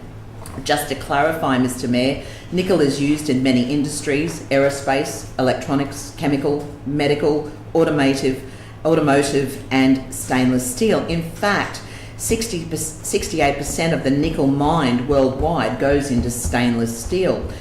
I ask you, shall we all rip out our stainless steel sinks because the nickel may have originated in Indonesia? Do we immediately throw away our mobile phones that use not only nickel but palladium, aluminium, lithium, lead, zinc and other precious metals? Or do we continue to purchase cheaper clothes that may be made in a sweatshop somewhere in Indonesia? Most people don't give that another thought. However, Mr. Mayor, you're asking us to suspend any further action on advancing an EV charging station here on the Capricorn coast. You have noted that it wasn't based solely upon the televised expose of a low-grade nickel mine in Indonesia. However, the commentary in the report states that it was. Council has been advocating for numerous years to obtain an EV charging station in Yeppoon at no cost to council. This charging station will benefit our council and give us a tourism market share, bringing cash into our economy and further promoting the Capricorn Coast as a destination sought after by those 55,000 electric vehicle owners in Queensland. EV batteries and manufacturers such as Tesla, Bide, Honda, Volkswagen, Ford, Hyundai, Chery, BMW and Deepal all responded to the Telefise program and all advised that they are committed to uphold human rights. Some EV batteries do not even contain nickel at all and are lithium-ion batteries.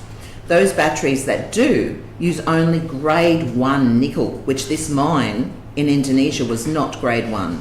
In summary, I want to make clear that I'm also appalled at the conditions, both environmentally and the impacts of human suffering this program exposed. I've undertaken my due diligence to obtain further facts, understanding the intent of your motion, and it's a good intent, but I cannot agree to suspend the sourcing of having an electric vehicle charger here in Yeppoon. I do not wish to be known as a shire, as a council who is not accepting of those people who continue to choose to purchase electric vehicles and imply that we do not welcome them here. Thank you, Mr. Mayor. Thank you, Councillor Friend. Anyone speaking for the motion? I'll speak for it, Mr. Mayor. Probably a little bit briefer than Councillor Friend, but first of all, I just want to state that the actual motion does state until further notice. So it doesn't mean that we're saying no. It says until further notice. And who are we? Councillor Friend asked the question. Well, I hope we're a council that does care, that does want to investigate. That's certainly what I want to be part of.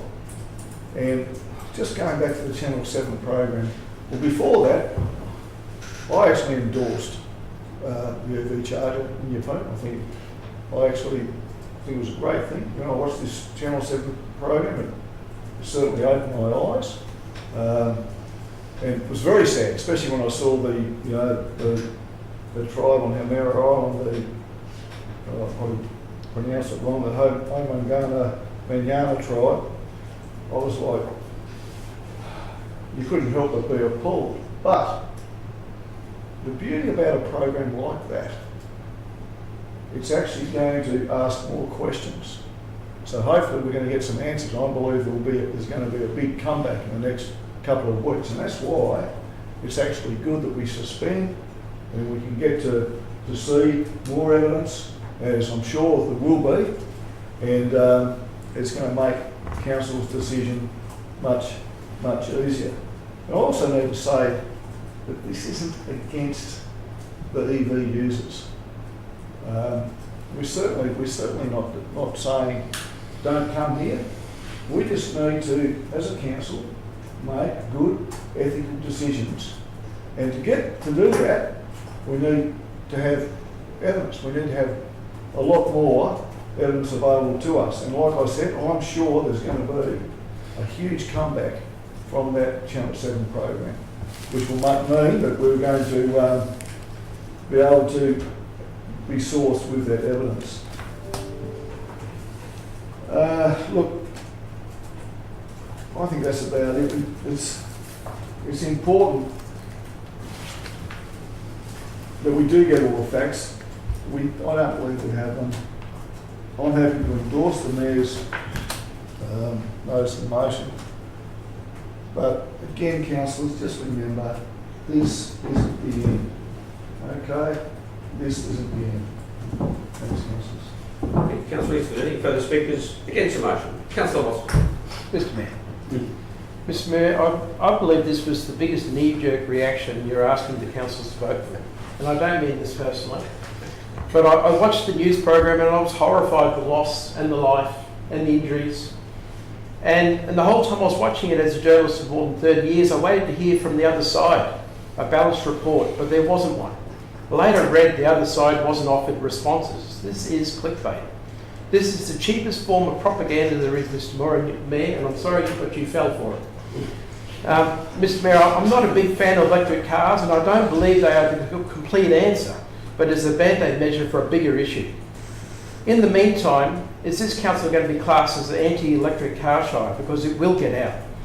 Many years ago, this council stopped the opportunities for overnight van stays because of a minority group the Caravan Motorhome Organisation of Australia then blacklisted our shire as being unfriendly to mobile caravans. I sat at the media table at that time when they blacklisted us, and I wonder how many visitors and since have driven past.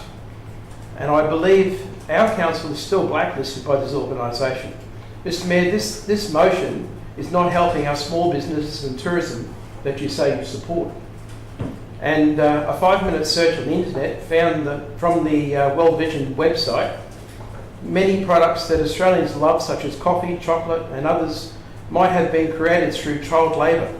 In many cases, children plant the cotton used to make clothes we buy, mine the minerals for our phones and computers, and even harvest beans for our coffee.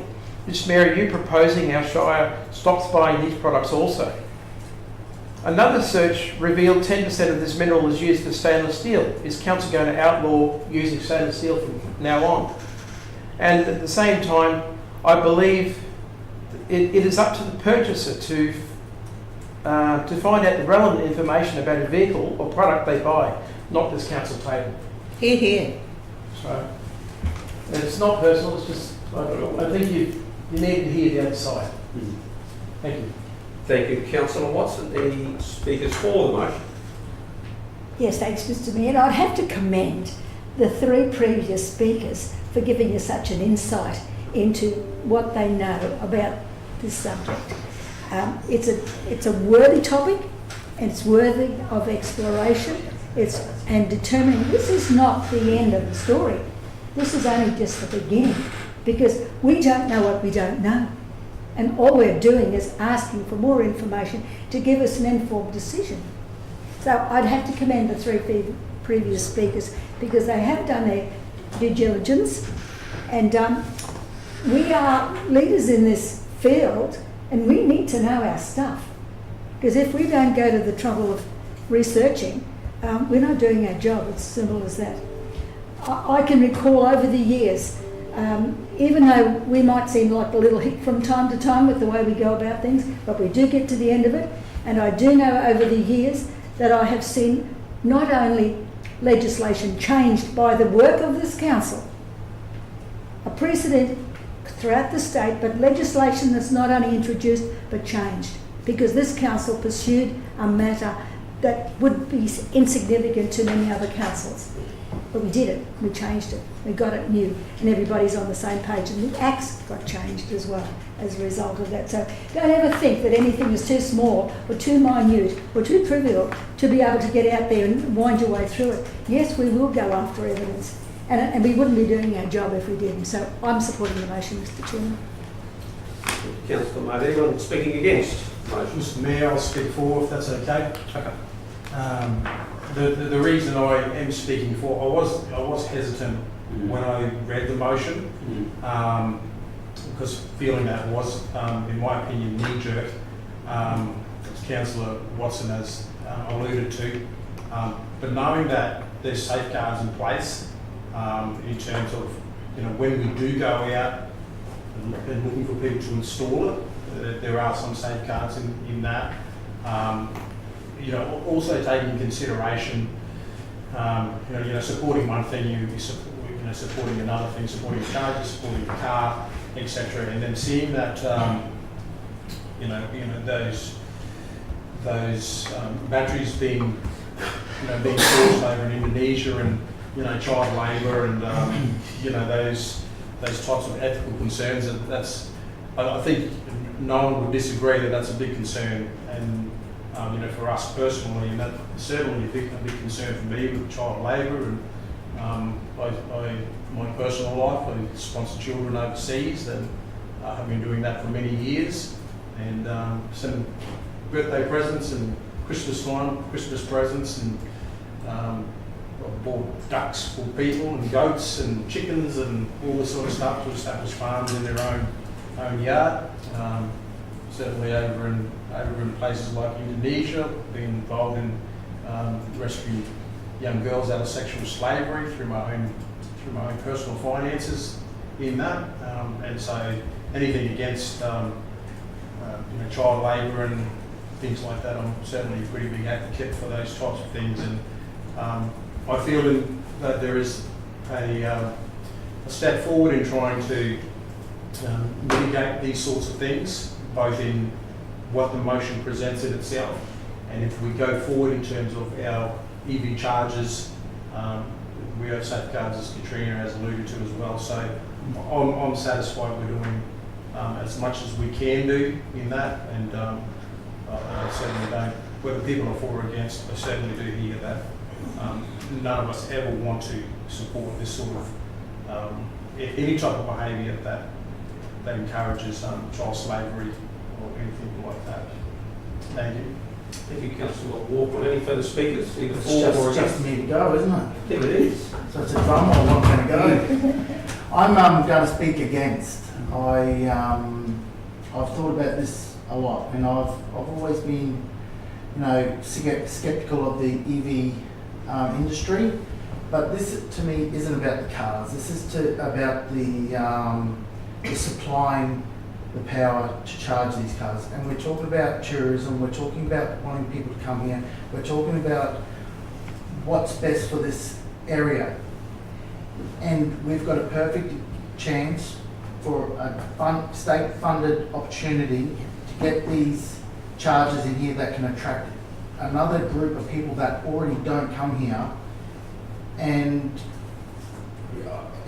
I understand, and I know you said there's mining there, and I've been in the mining industry for 12 years, and there's always someone at the end of that string. It doesn't matter if it's coal, if it's oil, if it's lithium, there's always someone. So as a local council, you could be going years trying to find who that is, but we're not talking about the cars, we're talking about the charging stations and the funding that Livingstone has the opportunity to get these through the gate state funding, and to attract these tourists, the people that want to come here that will just bypass us, go to other areas because they have that.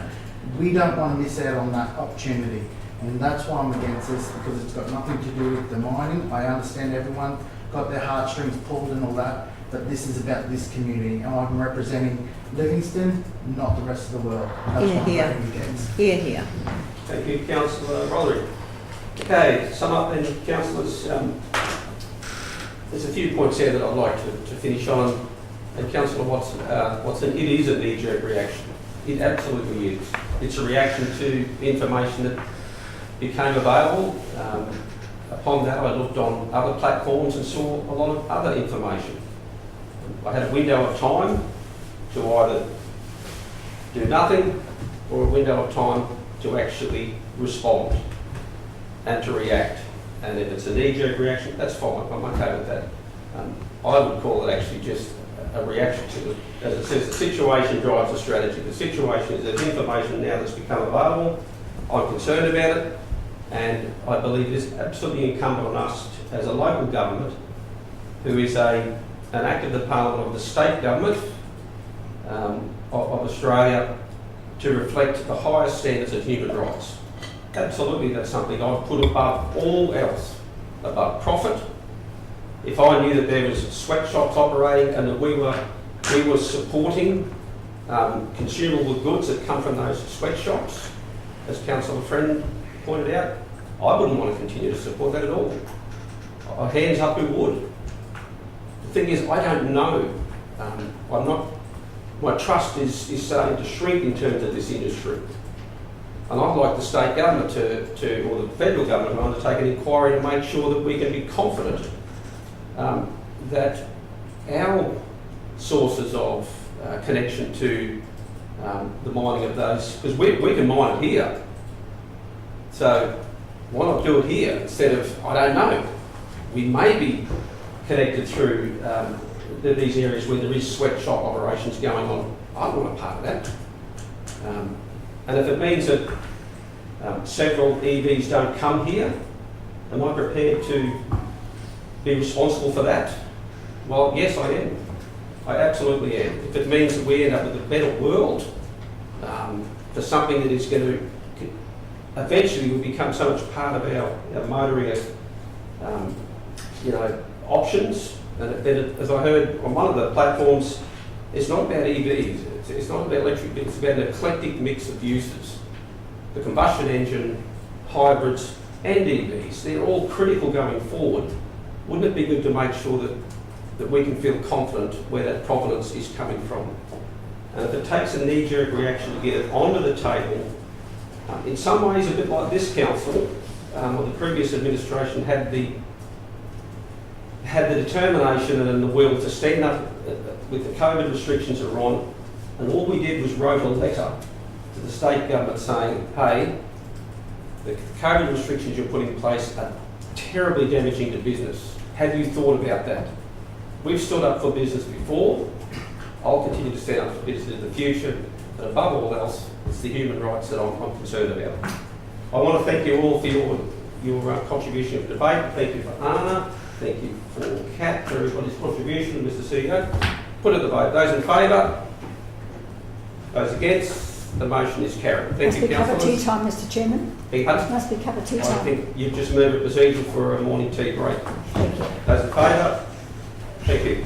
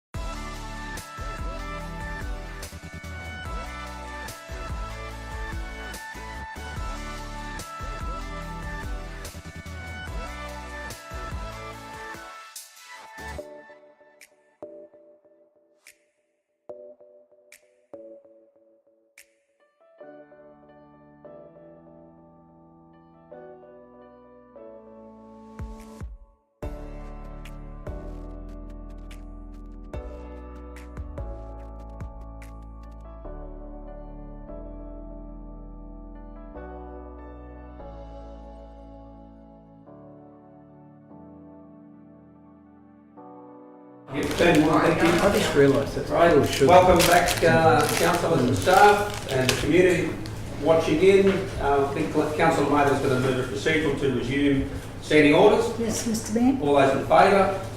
Thank you very much.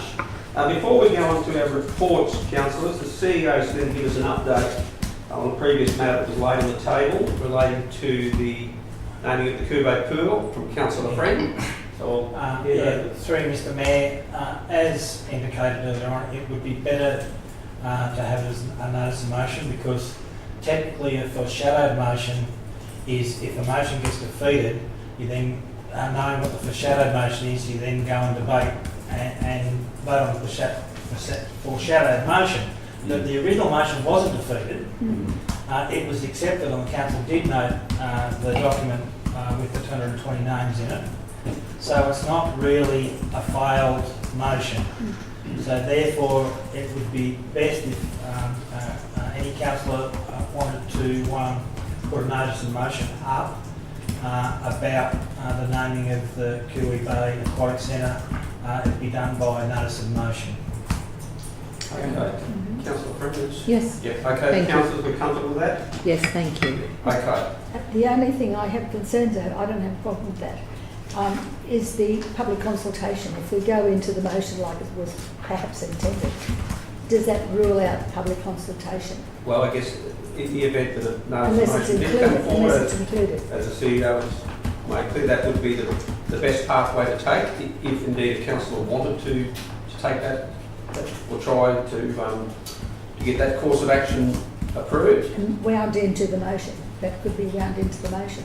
Well, we won't try and preempt what motions could what come, but we've made clear that it would be best to notice a motion at a future meeting, and then that could be debated on its merits there and then, and all of the associated material that either supports that course of action or the status quo of using the policy or the procedure which is outlined there could be one of the preferred options.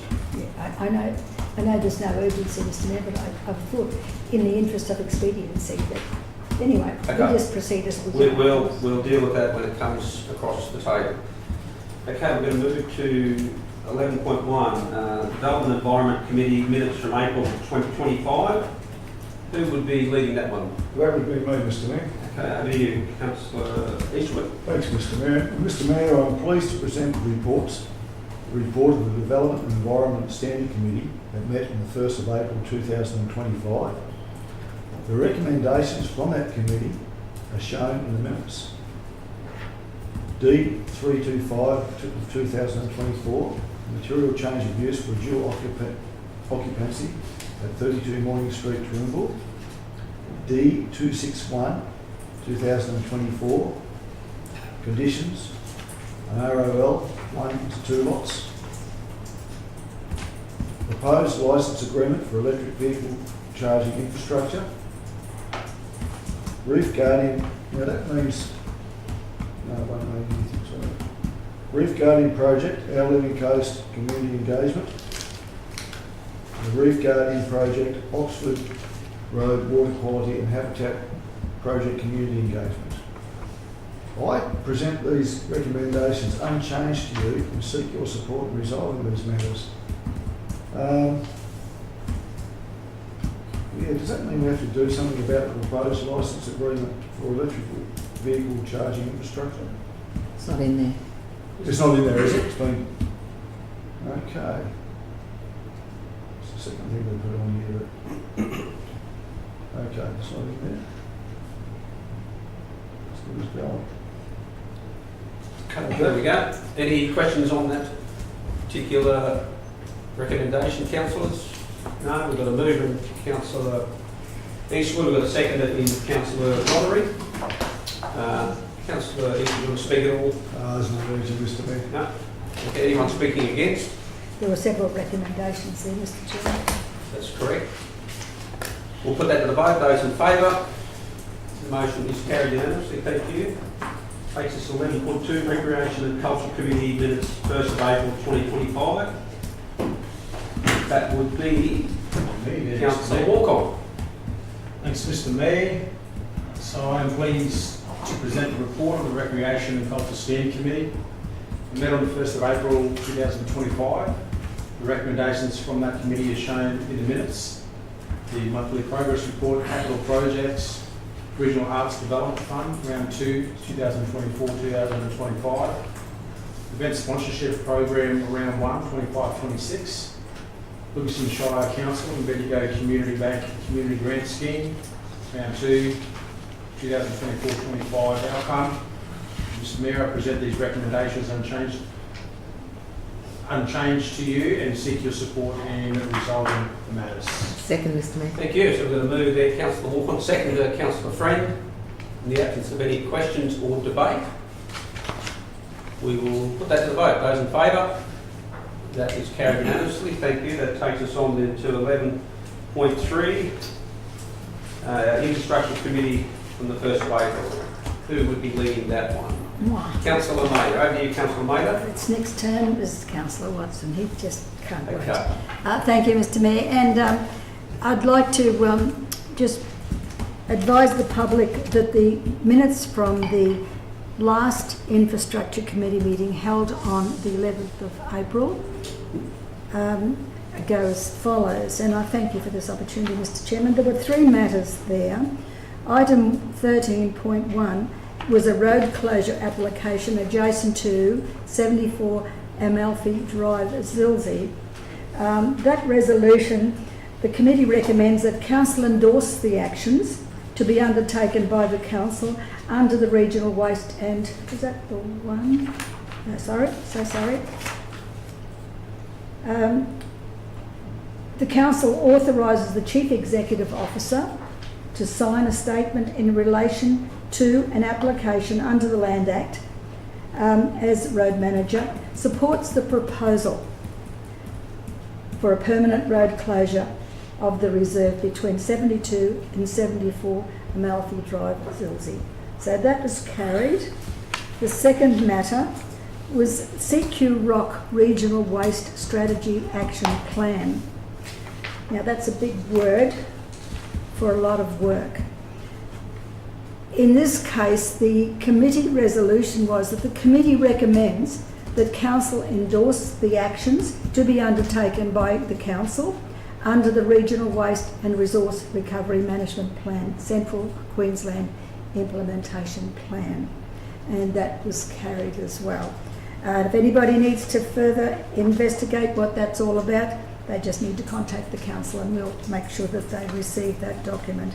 But it is worthy of looking at because there's a lot of work that has gone into it and it has very good outcome as a result of all that work. Now the third matter, 13.3, is the Lammermoor Beach South Master Plan progress. Now this one says that it brings a status update on the Lammermoor Beach South Master Plan project. In July of 23, Council undertook public consultation seeking input from local residents and stakeholders relating to future improvement and enhancement of the southern end of Lammermoor Beach and immediate environs. A design consultant had been appointed for the delivery of the master plan.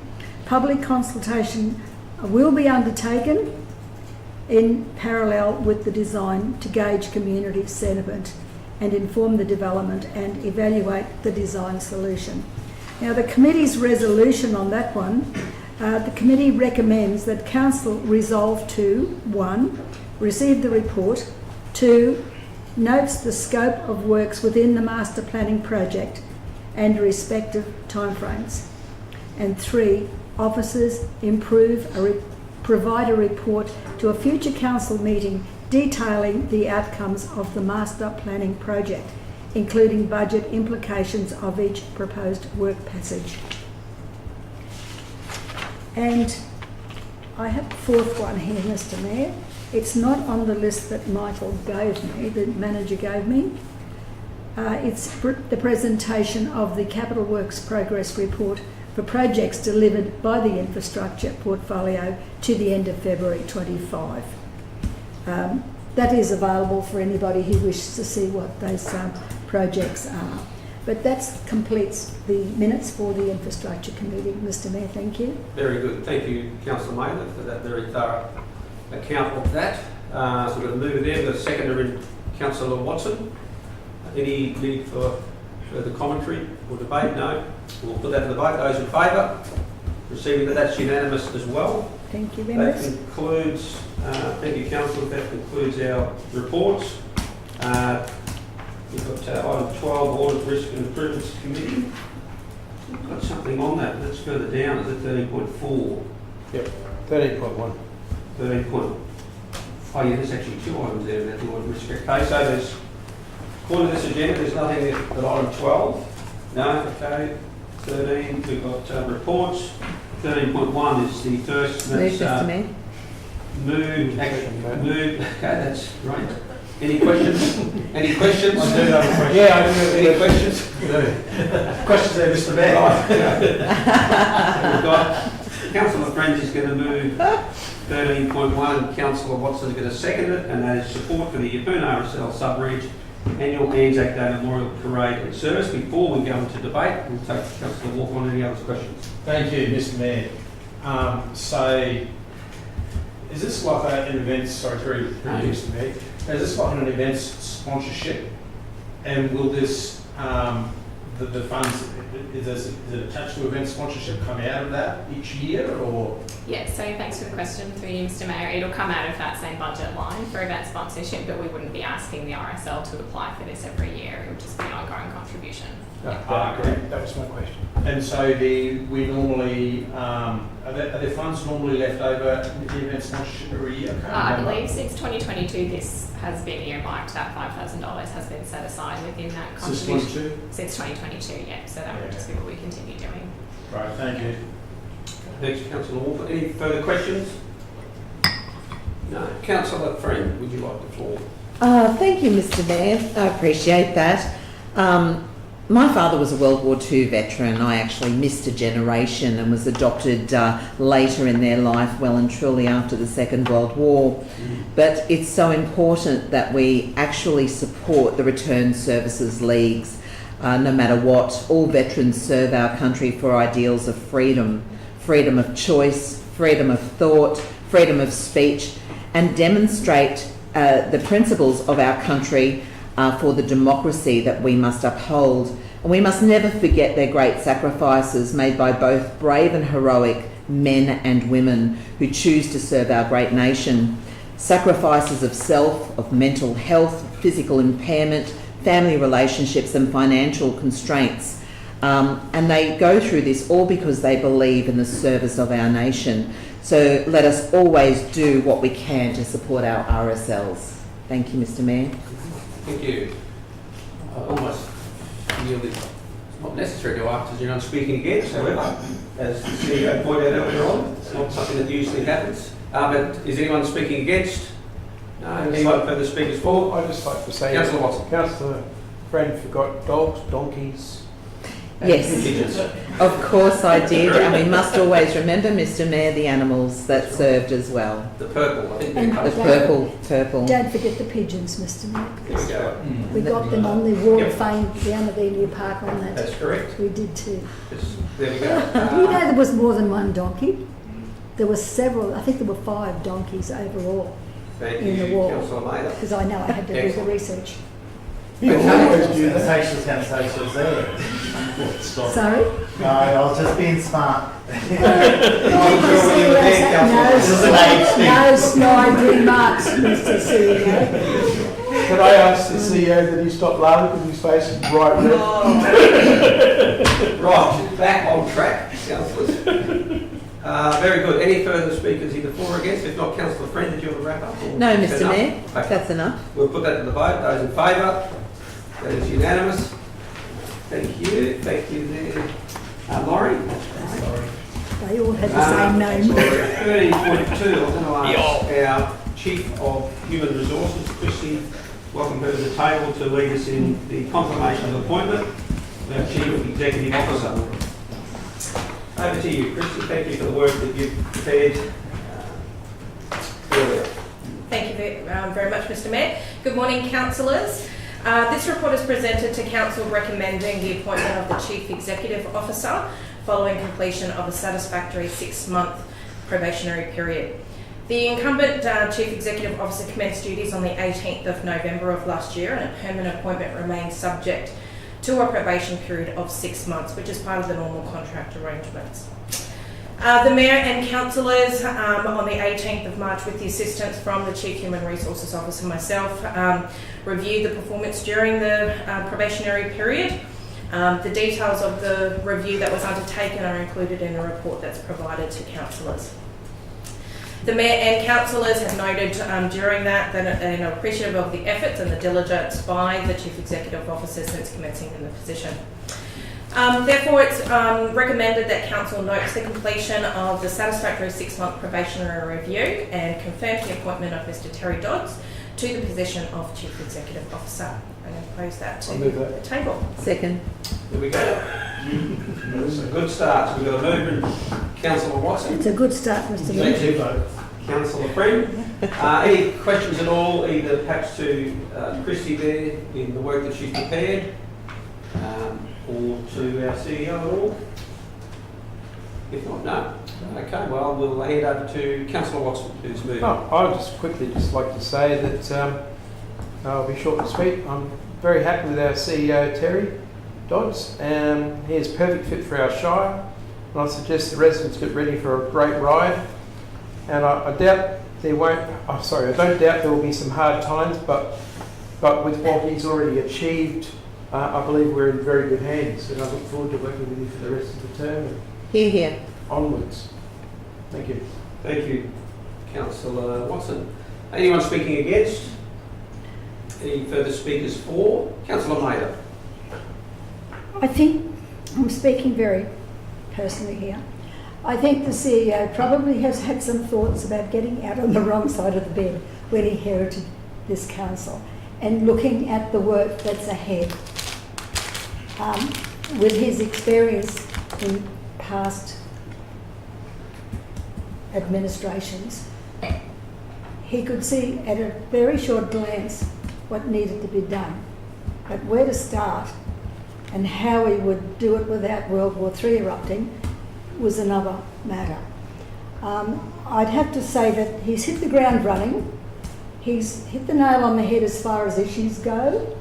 I'm sure there's still a long way to go that he's probably hasn't identified yet. But I'm glad to see him on board because he's a thinker outside the box, and that's what we were needing. And we needed somebody that, with all the new staff that we've had, and so many have left over time, we've got new people in new positions, and trying to gel that all together with a new person in charge is one almighty task.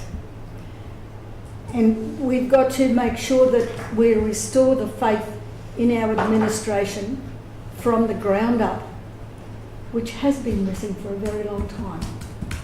And I'm sure that we're well on the way to do that now. So we've got to have leadership at all levels, and all levels working together. But to get the right position in the right people in the right position, and to walk them through what needs to be done. That's going to take a term at the very least to bed down. And I don't mind challenges, but I think the CEO's got a bigger challenge, and I'm sure we'll all be part of that transition. Thank you, Mr. Mayor. Thank you, Councillor Mather. Councillor Eastwood. I'd like to see the look in your eyes. Thanks, Terry. Thanks, Terry. You've had Terry, Mr. CEO, you've been a breath of fresh air to this organisation, looking at things through a different lens, and certainly come to appreciate that. And just your, I guess, the way that you can help us see things through different lenses as well. I think that's really, really important. So thank you very much, and we look forward to the future with you. Thank you, Councillor Eastwood. Councillor Walker. Yeah, thank you. I do want to support this at all. I think just, anyone that wants to come into an organisation and take on its culture, it's pretty gutsy, because culture's hard to change, and because our values are sort of tied into it, and staff's feelings and council's feelings, the community's feelings is all attached to that culture, and so it's pretty gutsy to take it on. So completely understand it, but you identify that it's an issue that has to be resolved and turned around. I reckon it takes about 4 years to change culture. So I reckon you can do it in 3, Terry. You'll have to. But it's pretty gutsy, so it's really good to have you on board to identify it. I know staff will be better for it, councillors will be better for it, our community will be better because of what you're undertaking. So good job, looking forward to the next few years. Thank you, Councillor Walker. Any further speakers Yes, for? thank you, Mr. Mayor. I'll Councillor speak Friend. for, yes, thank you.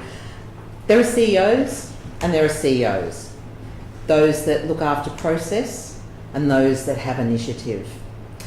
What I've come to learn of Mr. Dodds is that, by the way, councillors, congratulations, we made a wonderful decision in employing Mr. Dodds. He is a man who will take the initiative for changing culture. we all often like a CEO to a captain of a ship. And there are captains that will take the ship through the calm waters and try to avoid the storms and try to just keep it on track. But Mr. Dodds is not fearful of taking this council where it needs to be taken, that it hasn't been taken through many years. And not only not fearful, he's actually empowering the staff to come along on the journey with him and to encourage them and to give them the opportunity to be the very best they can be. And I'm not just talking about the ELT, the management, I'm talking about every single person that works for our organisation, Livingstone Council. And so as an elected member, I feel very satisfied and very comfortable with what Mr. Dodds has done so far. And I feel that he's not only has the back and is supporting his staff, he's supporting us as councillors as well. So well done, and this is a wonderful decision. Thank you. Thank you, Councillor Friend. Any further councillors? Councillor Roderick? I see your hand was about to go up a little bit. No, I wasn't going to say too much. No, congratulations. And I'll leave him, you'll leave the shore. Yeah, keep it short. Cheers. No, leave the Thank you, shore. Councillor Roderick. Before I hand over to Councillor Watson to wrap up, I do want to, I guess, if we look at how we got to where we are today. On the 18th of November, we appointed Mr. Terry Dodds, and we utilised the community panel as well to assist us through that recruitment process. And it was interesting that there was a whole heap of different mixed messages from those who participated in the community, and even for us as ourselves. When I reflect, Terry, you were the only one I think didn't do a face-to-face interview because of the distance and onboarding and what have you. Where you were in the previous council, so you only had the opportunity to do it through the Teams technology, and that in some ways is almost a disadvantage that you weren't able to present face-to-face. But we saw something in you that was very refreshing, and prior to that, I'll be the first to admit that I wasn't comfortable in really appointing any of the ones that we'd interviewed. It just didn't seem to fit right. And when you were the last one, it was almost like, especially that you weren't going to be here face to face. I thought, well, gee, it's probably not going to work out either. And lo and behold, you come across very well over, through the digital platform, and it was so relieving in many ways. And it's not like we would just, we'll just take the last one because that's it. No, it was actually quite the opposite. It was like, wow, where did this guy come from? So that was 6 months ago, and councillors, I felt it was important when speaking with Christy about what the process is that follows coming up to a probationary period. I've become aware that if we chose to not say anything, then the employment just rolls over and the position is automatic virtually. So we would have to either definitively say, look, sorry, it's not working out, if we wanted to do that, or we could have said nothing. But I felt it was important that we did have the opportunity to say something publicly based on our experience of the CEO's performance over the last 6 months for a number of reasons. Not just for the CEO's benefit, but perhaps even more so for the staff's benefit.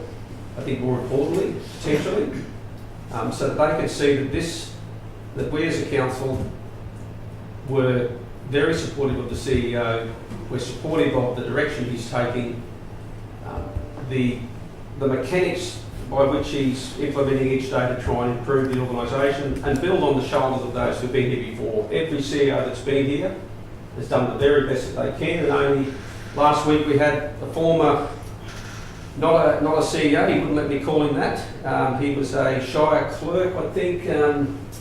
Councillor May will remember because you served under Tony Rowe. He won't mind me saying his name, but he was a former.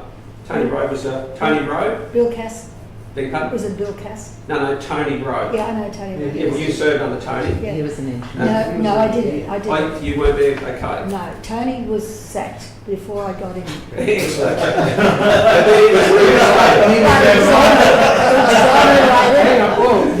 Shire engineer. We're going so well.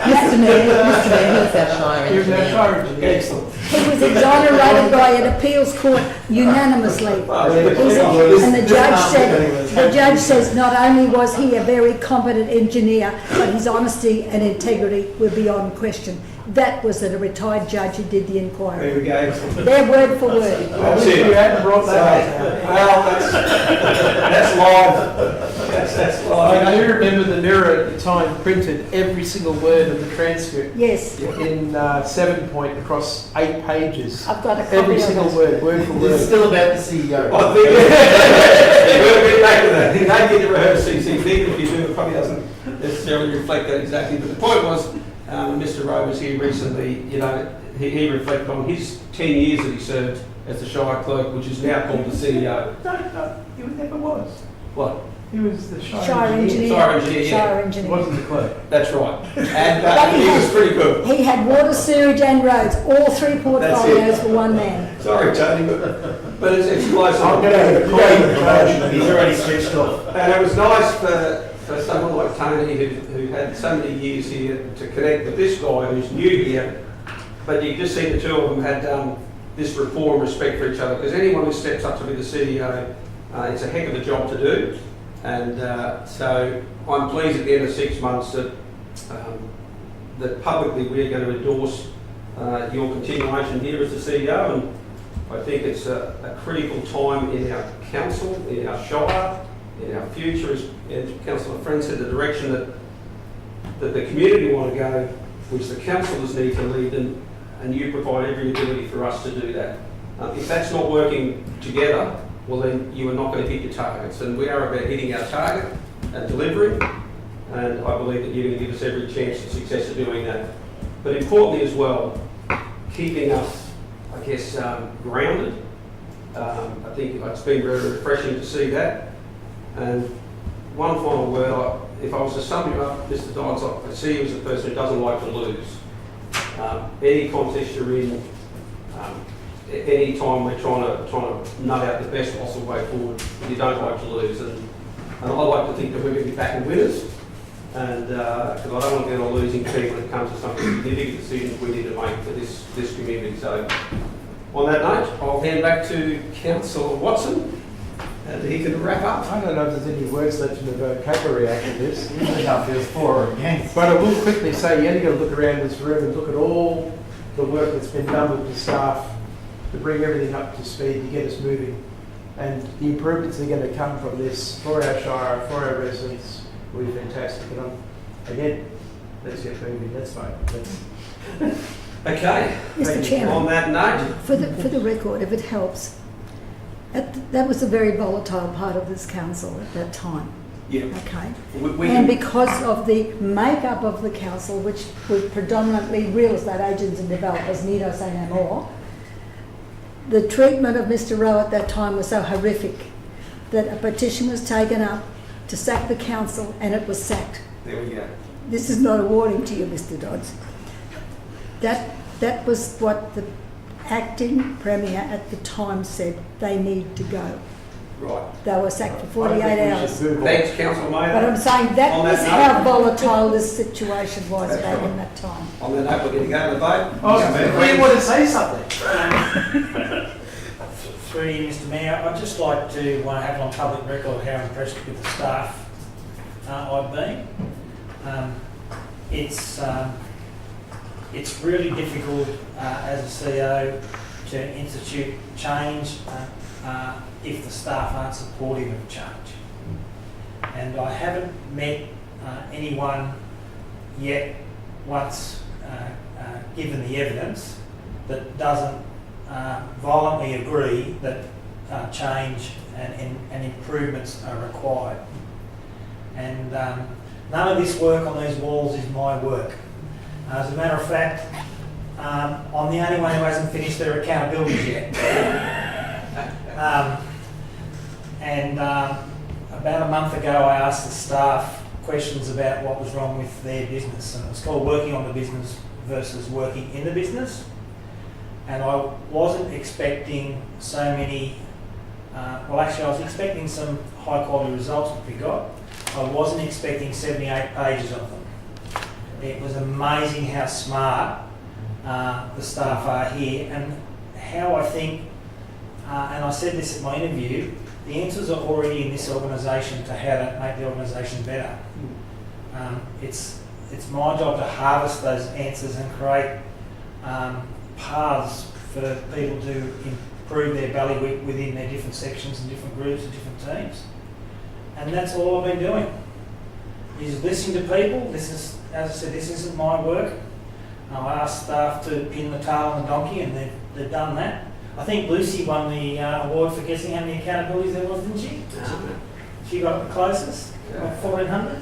Yeah, 1,400, just over 1,400. Yeah, 1,400 accountabilities. So the culture program's going very well. There was 35 staff that provided 700 lines of suggestions for the culture project. There's 77 pages of suggestions for working on the business. And by the 4th of August, we're working on the business. I know the day it's going to start, Monday the 4th of August at 9 o'clock. We're working on the business process starts. The culture project is already well underway, and we're about to do a bit more work with that. But there's some amazingly talented people in this council, and the council with the younger crop of talented people that are coming through that I've observed, I think the council is going to be in very good hands for decades to come.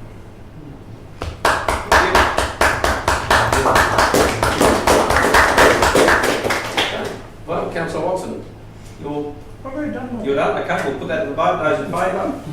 That's unanimous. Thank you, very Christy, much. for working, putting it out. Okay, Mr Mayor, I think we need to congratulate the CEO on his new appointment. let's do that. Congratulations. Good job. Thank you. Yeah, good job, Terry. Thanks, Mr Mayor. Yeah. Look Now I've forward got to to it. get up off it. You got my vote. You got my vote, Terry. Is that enough? That's enough. That's enough. You got my vote. Thank you. Good, okay. Okay, Councillor 13.3 is going to be led by Andrea, Chief Financial Officer. That's the Audit, Risk and Improvement Committee Terms of Reference. Over to you, Andrea. Thank you, Mayor. Good morning, still councillors. So we are proposing just to make some improvements to the current terms of reference for the Audit, Risk and Improvement Committee, just to improve the administrative application and remove any inconsistency with our current practices. So the revisions are particularly around section 4.4.3, which is to modify the terms of the external member appointments to up to 3 years and to have extensions for a further 3 years. So in effect, an external member could have a 6-year term on there.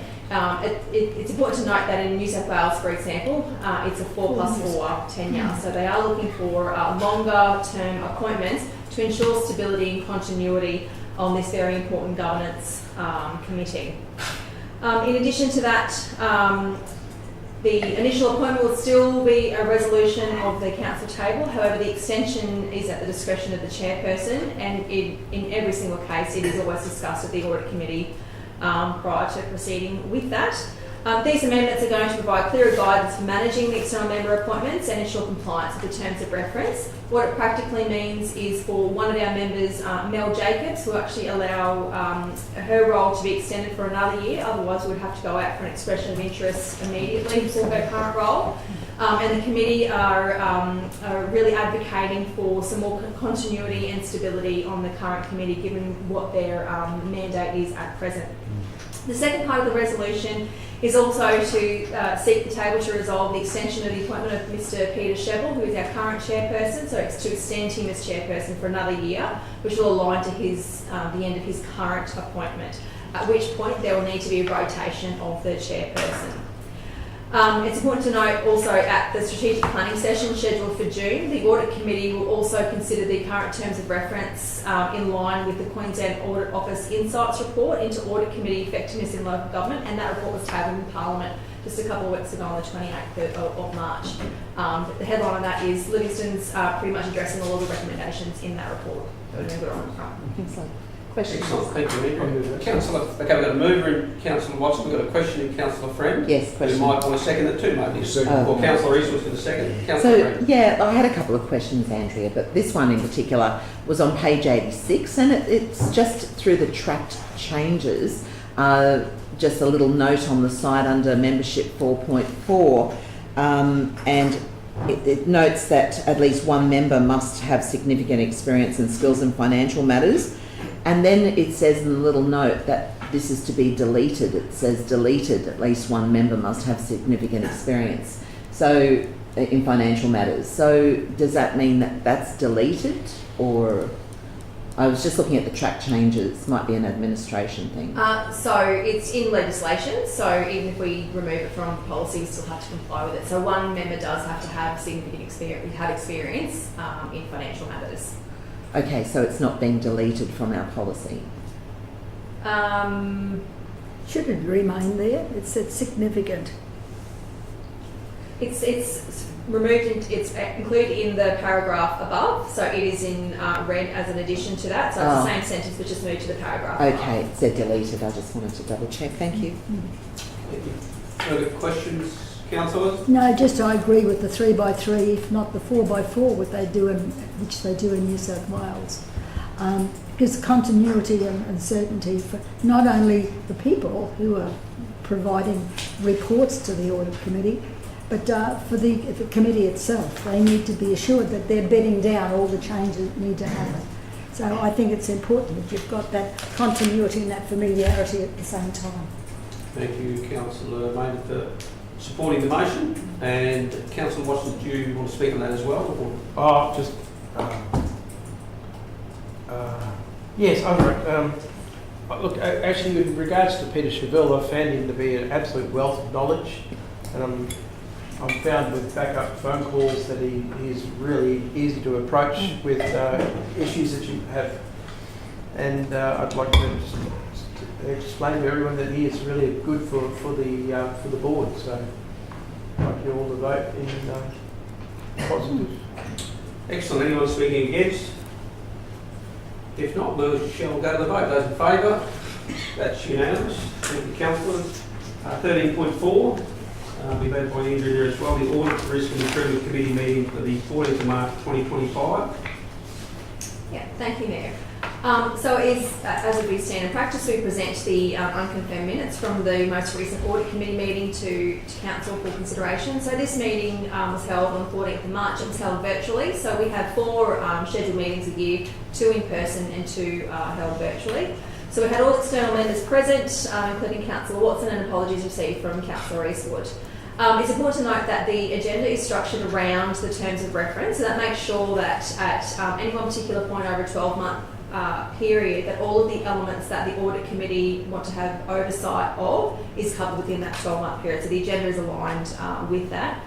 There's a lot of routine things that are included in their agenda, but a particular discussion this month was the CEO update on emerging issues, receipt of the draft report on the internal audit quality assessment, which is conducted externally by O'Connor Marsden and Associates, conversation around strategic ICT partnership and external member reviews. Sorry, my computer's just had a little moment. The meeting minutes are attached as a confidential item. I'm happy to take any questions that councillors might have. Whilst my device is sorting itself out. Apologies. Okay, any questions, councillors? No, happy. No, so we've got a recommendation there. I'll got mover in Councillor Watson, a second Councillor Maynard. Any need for debate? No, we'll go straight to the vote. Those in favour? That's unanimous. Thank you. 13.5 is the sole supplier exception register report for 2025-26. Looks like we've got Dennis. Welcome, Dennis. Thank you, Mr. Mayor. Morning, councillors. So the main purpose of the report is to provide a list of suppliers with whom Livingstone Shire Council is seeking a resolution for annual purchases as an exception to Local Government Regulation 2012 called S235. I guess just in summary, predominantly the ones on this list are our software suppliers. that like to work on. There is a number of ones there which we have added this year with Dowdens, who supply our Davy pumps, mainly because we have a warranty of 3 years for those, and so we don't want to go back out again and get separate parts. But there is a few that have come off the list, CPS, a few of those have come off, but predominantly the main ones are the benefits to council to have these as their sole supplier. A question for you, Okay, Mr. Mayor. questions, Councillor Friend? Yes, I noticed that Ross James, who does all of the technical sound at the town hall, is no longer on the list. There's a reason for that one is that he's actually changing his sort of business a bit. So, and there is a couple of others now who have a lot more expertise as well. So we're looking at to go out to the request for quotes on. Thank you. Okay. Any further? Councillor Maynard? Just on page 100, Mr. Mayor, 2/3 down the page, EV Networks, supplier reasonably available and willing to provide, install, operate and maintain electric vehicle charging infrastructure. Can you tell us, Dennis, what Yeah, we that actually means? looked at that company because I said we were looking at a fleet whether we have one hybrid vehicle now, and whether we have that company. Council supply. has one vehicle. Yeah. Yeah. See whether we have that as our supplier to set up a charging station, but we haven't gone any further than that yet. So we don't have a charging station for our own vehicle. No. It's a bit back to front, isn't it? No, It's a hybrid. yeah, everything. the hybrid charges by the combustion motor. Okay. Because they're not being mechanically minded. No. It took a while to catch on to that one. Yeah, thank you for that. So what does that mean there then? We wanted to put them on there because I said they're the ones that have a government grant at the moment, and so we didn't want to lose that opportunity of going back out again. Yes. Dennis, you could answer this one. We asked the question, at least I did, earlier this morning. I guess it's just a question that doesn't get asked. When you hitch up to a charging machine, we call it that, it draws power. Correct. Okay. What's the worth of that power? And is there a charge? Say, for instance, somebody came and backed up to that and wanted to charge their vehicle. What would be? There is a charge, and I can't give you an accurate figure on what that cost will be. But I remember filling up one of the electric vehicles that my brother had in Longreach, and it was 35 cents. 35 cents for what? To fill up his, to charge his little Telsa. So it wasn't much to charge. Was that a kilowatt or a full Yeah, charge? no kilowatt. Technology is changing now with batteries, but they brought one out last week where the charging time is the same as filling up a gas tank in the vehicle. So very fast charging rates now. I guess there's still a lot to learn from people like myself about this whole business. Any further questions, councillors? Mr. Mayor, just the one concern I just want to raise, if that's Yes. okay. Yeah. Throw overboard this With the Durumble there? Yeah, where any earlier, just with the Durumble and prizes, don't know whether I'm permissible to vote on that. When there is a need to deal with the Durumble peoples, traditional owners of the land, purpose of cultural heritage searches and native title within the Durumble title area.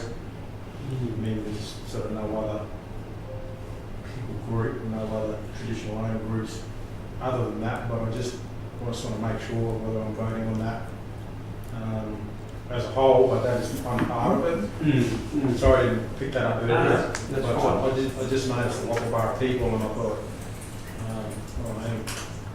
No, that's very, very relevant to raise that now. I guess to try and ascertain whether there's a conflict, you either choose yourself, identifying enough to table to consider you staying, or whether you feel that the conflict probably is sufficient enough to not participate. I guess what's the, Terry, Mr. CEO? It's legislated, so it wouldn't make no difference to what anyone thought. So Wagga Borough is a legislated conflict. Durumble. Oh, sorry, I was looking at Wagga Borough. I thought you mentioned Wagga Borough. Oh, well, yeah, Wagga Borough was the one that queued it to have a look at. Okay, so I can't comment on Darrell, I can only comment on Wagga which is legislated, so it makes no difference what anyone thinks. I guess probably one question I've got is there money that changes hands as a result of the services that's sought? Yep.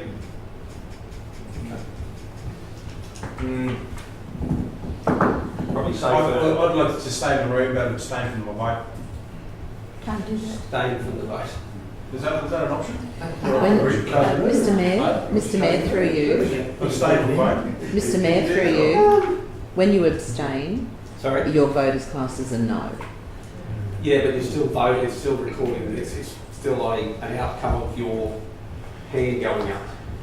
Or not going up, but it's... I'd be happy to vote.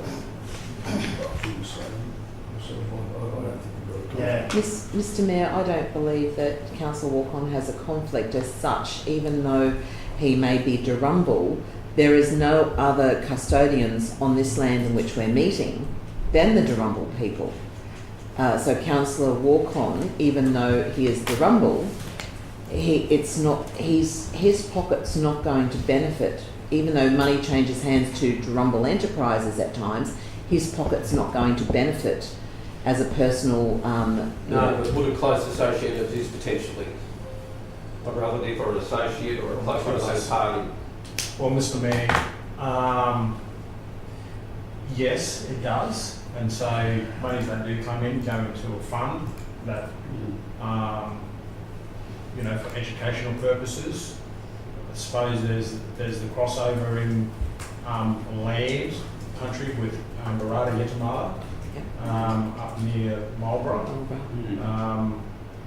So I guess if one of us or one of our close related parties was involved in any one of these entities that are listed on there, whether that be Fleet Welding or any of them, would that trigger a conflict or a concern? So, Do you have a role on the board? No. No. It's not on, is it on your register of interest? Tamara's, but not Darwin Enterprises. So Tamara would fall under Darwin Enterprises. What about family?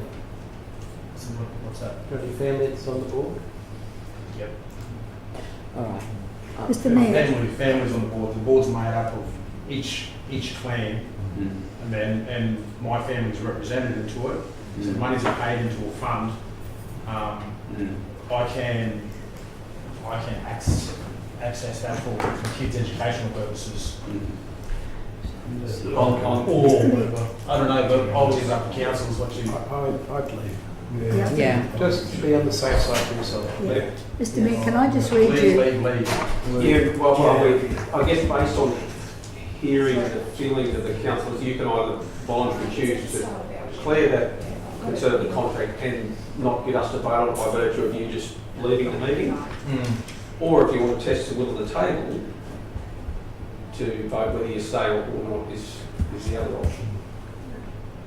And both are safe. Even if I test the will of the table? Yeah, but both would be... Yeah, I'll test the will of the table. Thank you. Well, I guess that's on the proviso, it wouldn't be deemed as a declarable... Prescribed conflict. Declarable prescribed conflict, which personally I feel it would be. I wouldn't be comfortable. I wouldn't be comfortable voting on it, having the table vote on it. Personally, that's I guess your prerogative. Although I thought it would have triggered not something that we vote on, but it's just an automatic. Through Mr. Mayor, I think it's close enough to err on the side of caution. And that is to do... To leave the room. Okay. It's close enough. Even if it's not 100%, sometimes it's better to err on the side of caution. And you don't want to, I'm not saying that, well actually I am, everyone's got people that are critical of themselves, and you can't stand up for yourself in life without creating enemies and people that dislike you. So you don't want to give anyone that might use it as an opportunity in the future any ammunition. So that's why I would, that's why I would Absolutely. agree. It's the protection of your integrity, my concern. Mr Mayor, can I, before we decide to do anything, can I just read you what the officer's recommendation is? Yeah. And you can sort of work it out for yourself. Council resolves to apply the extension to the services and supplies listed in the report in accordance with the local government regulation 212, etc., where a local government may enter into a medium-sized contractual arrangement or a large-sized contractual arrangement without first inviting written quotes or tenders. So it's got to do with money, it's got to do with who's in the ring, Contracts. contracts. So I think it, Right. I think it sort of speaks for Councillor itself. Close, I don't think you take too long. No, thank you, Councillor Good Hawthorne. decision, Councillor, good Councillor decision. Hawthorne has declared we'll get the accurate definition based on. Through Mr Mayor, Councillor Walk-on has left the room for a perceived Yep.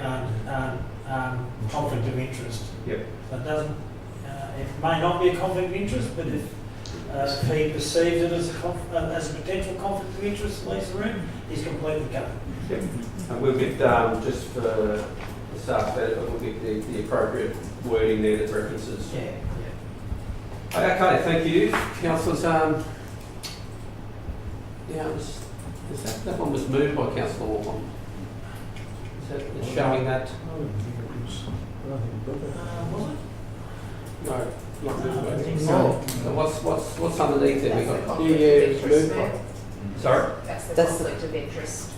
Okay, right. I didn't think we got to move No, this right. stage. Okay, we're going to move it for this particular one. We're going to move Councillor Watson, second Councillor Friend.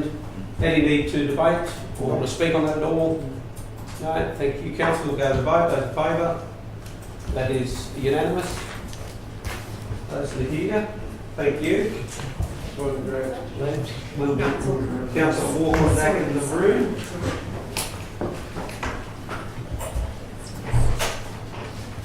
You want to come back? He's good. Yeah. Thank you, councillors. That moves on to 13.6, the asset capitalisation policy. Thank you, councillors. This is a fairly routine matter. So this policy is a requirement under the local government regulation and sets out council's non-current asset classes and associated capitalisation thresholds. So what that essentially means is it sets out what point council looks at brings something onto our books as an asset versus expensing it through the operating result. This policy was reviewed extensively against other councils in terms of better practice benchmarking and the Queensland Treasury's non-current asset policy.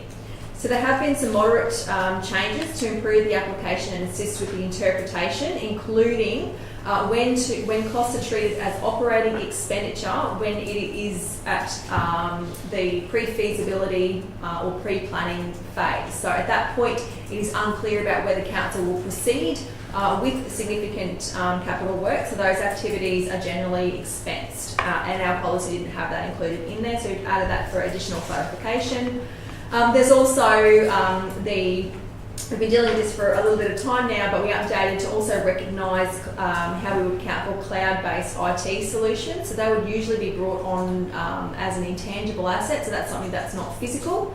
Although with the moving to cloud-based applications, council no longer has the right to control the access to the back end of access to those systems. That would be the asset of the provider instead of council's when it's included on-prem on our servers. We really love this stuff in the accounting space. I appreciate that councils might not love it to the extent of the accounting team, but we have extensively reviewed this, and it does marry up with our current accounting practices, which are audited each year. Happy to take any questions you might have. Questions. I have two questions, Mr. Mayor. Thanks, Andrea. On page 105, please educate me and help my ignorance here. In the conclusion on paragraph 2, I understood a certain amount treatment of scoping and feasibility studies explains why pre-planning expenditure is expensed as certainty of benefit to council beyond the current accounting period. This is where it's lost me. Is insufficient. I didn't understand. Is insufficient. So basically, it means at that point, council's still considering its options. So the decision to whether we're going to actually proceed with building something is unclear at that point. So we're doing all of the preparatory work to understand how feasible something is. Yes. And at that point, a decision has been made that yes, we're actually going to go ahead and build something. Thank you. I'm Yeah. sorry for my ignorance, but we're all continuing to learn. So page 110, what have I put down here? 5.5. And 5.5, oh, I've just got, could you explain the commentary of 5.5? So on the side, there's some commentary around Rocky Regional Council and evaluation of non-physical assets and RRC incorrect, and then section is correct. I just wanted to understand the commentary. Yeah, this just highlights the level of review that's done by multiple officers. So there are 3 officers in that particular section that are reviewed that commentary. So they've gone through and ensured that the correct reference to the regulation is in there. Policies, when there is a change to the reg, sometimes it doesn't automatically flow through to various council policies, but we've made sure that ours is referencing the correct part of the local government regulation. Oh, thank you. Thank you. At least you know I've read it. Okay. Any further questions? Councillors? No? We've got a mover there, Councillor Walk-on. Oh, sorry, mover Councillor Rothery, second Councillor Walk-on. Did you want to speak on that at all? No, thank you. No? Anyone want to speak against? No further speakers? We'll go to the vote. Those in favour? That's unanimous. Thank you, councillors. That takes us to 13.7, which is the last item on our report, before one confidential item. Monthly financial report for the period ending 31st of March 2025. Okay, thank you, councillors. So the year-to-date operating surplus is currently ahead of budget. That's largely driven by the fact that we don't do monthly accruals on our expenditure side. So our operating revenue is tracking pretty much on par with where we'd expect to be for our year-to-date budget, but operating expenses are below, which means our operating result is slightly above an improved position based on our current forecasts. On the revenue front, we continue to see a timing difference between invoicing of some of our private work, so our RMPC contract with Department of Main Roads and some other private work. So we'll do the work 1 month and there's a delay in issuing the invoices for that. In regards to operating grants, these are in our system as being phased on a monthly basis, but operating grants are received in large chunks depending on the various milestones and don't always, and our budgeting doesn't always align with the payment of those operating grants. Investment interest earnings continue to exceed budget expectations by 1.5 million, and that's due to higher than anticipated cash balances and a more favourable cash rate than what we had forecast. On the operating cost side of things, despite some increased costs in budget review 1, actual expenditure remains below our budget expectations. Employee benefits are under budget at present, but that is consistent with what we're seeing in the employee turnover rates and attendance rates.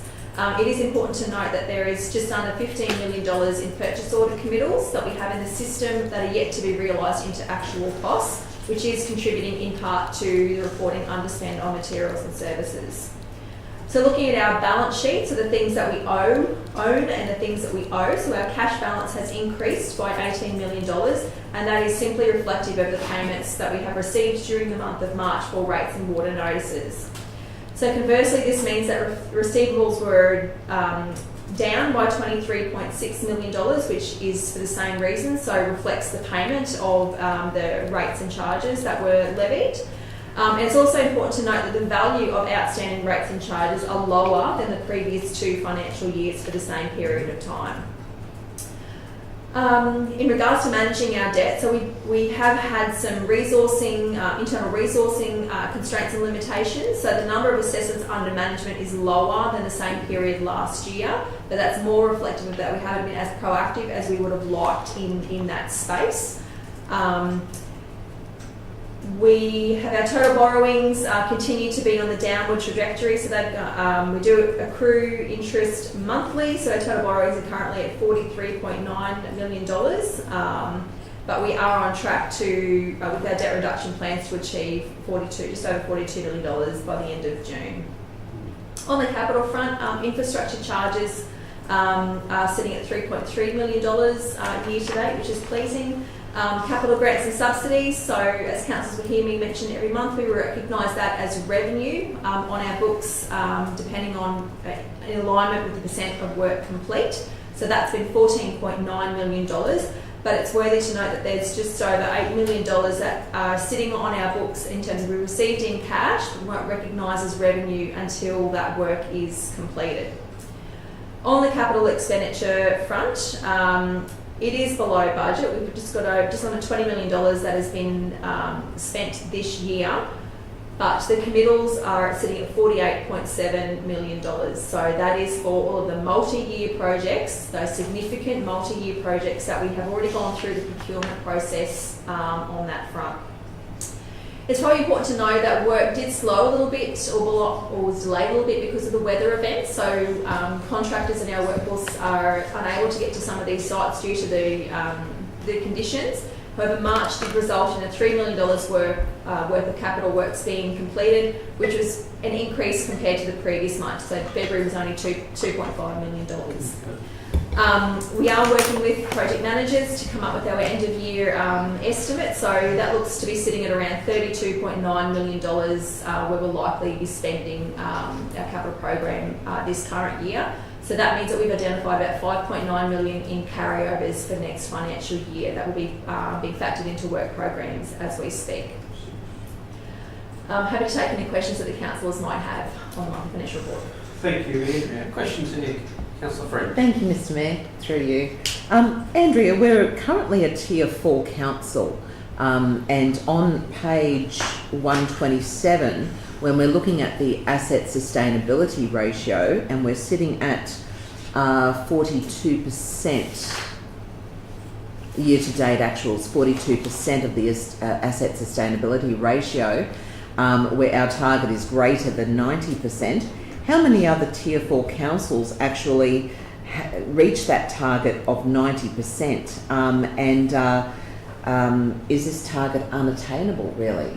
So I will apologise, councils. Our target should be 80%. So it was 90% under the previous sustainability framework. So our target for Tier 4 is down at 80%. In regards to how many councils in Tier 4 are achieving that target, it's my understanding the Queensland Audit Office are maybe only a couple of weeks away from releasing the results of the 2023-24 financial performance of our sector. Yes. So that will come up with either a graphic or a benchmark. Sure. And following that, I do know the department will also be releasing some information on where councils are sitting. Sure. On that. So I'll be able to answer that question more wholesomely in a few weeks' time. Thank you so much. And last question is on page 131, just wondering why the materials and services are lower than budget expectations. Is it through sourcing? Can we not source them, or? So there'll be a couple of reasons for that. So the first one, even though there is some detail there about what line items are under. Yes. It's also important to note that there may have been goods and services received in the month of March that are sitting as purchase order committals that haven't been realised into actual cost, because we don't do the accruals on a monthly basis. We do at end of financial year, but we don't do it on a monthly basis. So that's probably the first big piece of that. There are some internal projects that were provided for. So the ICT strategic project, for example, that had a carryover budget from previous deployment avenues. Until we more fully understood what the piece of work for this year was, that entire budget carried over. So that's the significant piece there in the consultancy's information technology. That's what that one really relates to.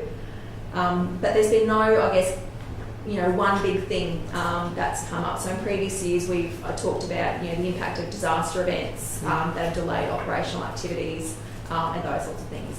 Resourcing limitations might be one of those. So even though we're seeing low budget spend on employee benefits. If we don't have the people to manage the work, we're not going to be spending the other operating costs associated with delivering some of those other activities. Thank you. Councillor Watson. Through the chair. Andrea, I was just wondering, I noticed the wages were slightly lower than usual. Is this because of job vacancies or? It will be in part because of that. So if someone leaves an organisation, it is often difficult to fill them immediately. There is a recruitment process that council is required to go through to fill those roles. The other one was the landfill at Emu Park. Do you know when the work will commence and how long it will take? I'll take that as a question on notice. Okay, thanks. Councillor May. A couple of questions, Andrea. While we're slowly reducing our debt, we have some major projects ahead of us and some big ticket items actually, wish list. At what stage and at what cost do we expect that those loans to increase? While we're reducing it on one hand, we've got a foreseeable future with debt ahead of us. At what stage and to what degree would we be looking at that increase in debt? Yeah, great question. So the current debt policy and the current adopted forecast for council is that over the next 10 years, council would not be taking on any new debt, but that was based on Budget Review 1. The team and I are currently putting all the pieces of the jigsaw puzzle in terms of the budget for 25-26 together, and so we'll be presenting that back to councillors in May, so a draft budget for discussion in May, which will identify if we do require borrowings, what they are for. Given all of the projects that are jumping out of the woodwork and development that's coming on board, we may not be up to scratch with a lot of that. So yes, time will tell once we get a little bit of a clearer picture. The other one, because of the wet weather that's delayed a lot of the work on the roads, and there's an awful lot of work to be done out there, and we don't have either the machinery or the trained operators to be able to fulfil those positions. I guess it's going to be held back a little bit to get a lot of this work done. I know they're doing emergencies at the moment, it would have been good to have infrastructure here. But while the work isn't being done, people are obviously unhappy, but we're doing emergencies now and coming back to do it later. All that's going to take time and machinery and delay. I need to know, certainly, what we're looking at into the future if we don't have the staff, we don't have the machinery, and we can't catch up. Because I don't think we will ever catch up because we're down a crew. So, Mr. CEO, can you sort of focus on that little aspect in the future, not today, just down the track a little bit, because the rural sector, there's work to be done out there, as we all know. If you get out there and have a look, some of the roads aren't really crash hot, and it's going to take time and patience. So I think while we're focusing on all the things that are happening here with new pipelines and developments and so forth, I think we tend to forget a lot of the stuff in the rural sector that's needed, like drains, like pipes, like floodways. Well, Councillor May, recognise your observations there. It would be good for the CEO, I guess, to provide on page 131, I think it is, it shows the unspent on the rural maintenance of about 1.9 million. Is that? Yeah. Where are we sitting with that, I guess, and how do we approach that? Through you, Mr. Mayor, in speaking with the manager of construction and maintenance late last week, we have the manager had hired another grader crew to work in the area. A lot of the damage we had was about 10 kilometres either side of the Bruce Highway. There seems to be a strip that was worse hit than other areas in the council, which the manager's concentrating on. The under expenditure, or the perceived under expenditure there, isn't quite as much as what it would appear. Right. But we are, and we won't catch up even with the extra private contractors that we've got on. We won't catch up before the 30th of June with the amount of wet weather that we've had, which is a little bit unusual. Normally you'll get a wet weather period and then you catch up before the next wet weather period. Well, we've had one after the other for some time. And we thought, when I was speaking with the manager last week, the week before, we thought he was right. Things had started to dry out, got the extra crew, and then it fogged down rain again, and he's back to where he started. So the manager and all the staff, and I went up and spoke to the cave staff 2 weeks ago, early in the morning at their post-council debriefing. Everyone is cognizant of the fact that they've got to work on fixing up the worst areas of the rural roads. And as I said, there's a strip, and the manager has actually plotted it up based on customer service complaints and observations from staff.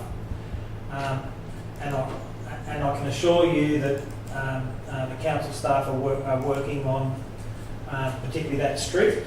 But there's 4 graders out at the moment, and they're going as fast as they can. Okay, thank you for that, Mr. CEO. Just to follow through on that, Any further we questions? pulled in a 4th grader, which we've had all along. Why is it parked up in any other time, when knowing that we're so far behind in things? Is it because we don't have the staff to do it, to work them? But obviously we have to pull in a contractor to catch up where there's urgencies, like Stanish Bay Road at the moment. But when we've got a grader parked up and now we're going to bring it out to sort of help the others, why isn't that out there doing it now, catching up? It is out there at the moment. It is now, yes. And it all gets down to the level of service that council wants to apply to the roads. We have 10 graders out, but we'll just use our money up 2.5 times faster and then park the whole lot up before the end of the year. With the 1.8, I think, I don't know if that was the figure that you mentioned before, because of wet weather, that money was delayed. Yes. So we should be concentrating on the money we saved and getting the crews out there to catch up now. I think that was That's what they're doing at the moment. Yeah, but they're only doing the emergency stuff, and I understand that. But overall, in the long term, I'm talking, not just while this is on. And with the increase in the gravel reshooting program for next year of nearly $500,000, that will make a big difference as well. It'll make a big difference, but it's a little bit, almost too late, because we're losing that with the rain. okay. So The you'll have challenges to, with- you stick with right. me and we'll get it done, okay? Through Mr. Mayor, next, mud doctor, Yeah. which is called a dust doctor when you go to places that doesn't get any rain, but soil analyst. So pavements and roads were my bread and butter for many, many years. Okay, you'll fit in just nicely. Okay, thank Thank you. you, Thank you, thank you. Councillor Maker. I think it's a very valid Well, I think we need to get into a bus at some stage where everybody knows where Yeah. all these problems are. We'll We've got to look do forward to it. that, putting into So our you've got to calendar. know what you're responsible for out there. I'm picking the music. Okay, What's right, that? let's pick someone who's going to move this motion. Yes. And that's going to be Yeah. Councillor Friend, and Councillor Watson's going to second it. Thank you, Andrea, for Thank you, that Andrea. summary. Any need for debate, councillors? No, Mr Mayor. No, we're going to go to vote. Those in favour? That's unanimous. Thank you. That And concludes that concludes. That concludes everything, Mr. Mayor. everything except for urgent business, in case there's any. Just if we get a, No, if we no can. urgent business, and Well, there is no confidential. Is that correct? That's correct. That's correct. I thought we had an item. It was just the Eric stuff that couldn't be listed. Okay, so there wasn't a matter for us to consider for the RSL, for the, no? No, very good, right. Mr Mayor, just asking the So I just CEO. want to confirm that, sorry, Councillor Mayor, just Yeah. 2 seconds. Just want to confirm that there is no urgent business that we're dealing with. Sorry, there is no confidential business that we're dealing with. That's correct, Mr. Mayor. That's correct. You guys will know that you're right, Councillor Eastwood. You normally are. Well, really, actually, he is lucky. The audit risk was one of them. It's already dealt with. Then there was Bear with me, Mr. Mayor. Mr CEO emerging issues from the CEO. Yeah, that's 6.1. No, that was more to do with the Arabic. You think that was addressed at that time? Yeah. We've done it. This was a Yeah, we've done it. 6.1. Done. It's done, so we shall close the meeting. Oh, Thank you. hang on. Councillors. We I are. just needed it. the CEO would give us an update, if you have one, in relation to the water and arrangement with Rocky Council. Which we will take it as a question on notice to be answered at an appropriate time. We'll close the meeting now, Councillor May. Have we heard anything back? This is We'll deal with that after the meeting. Thank you. So the meeting is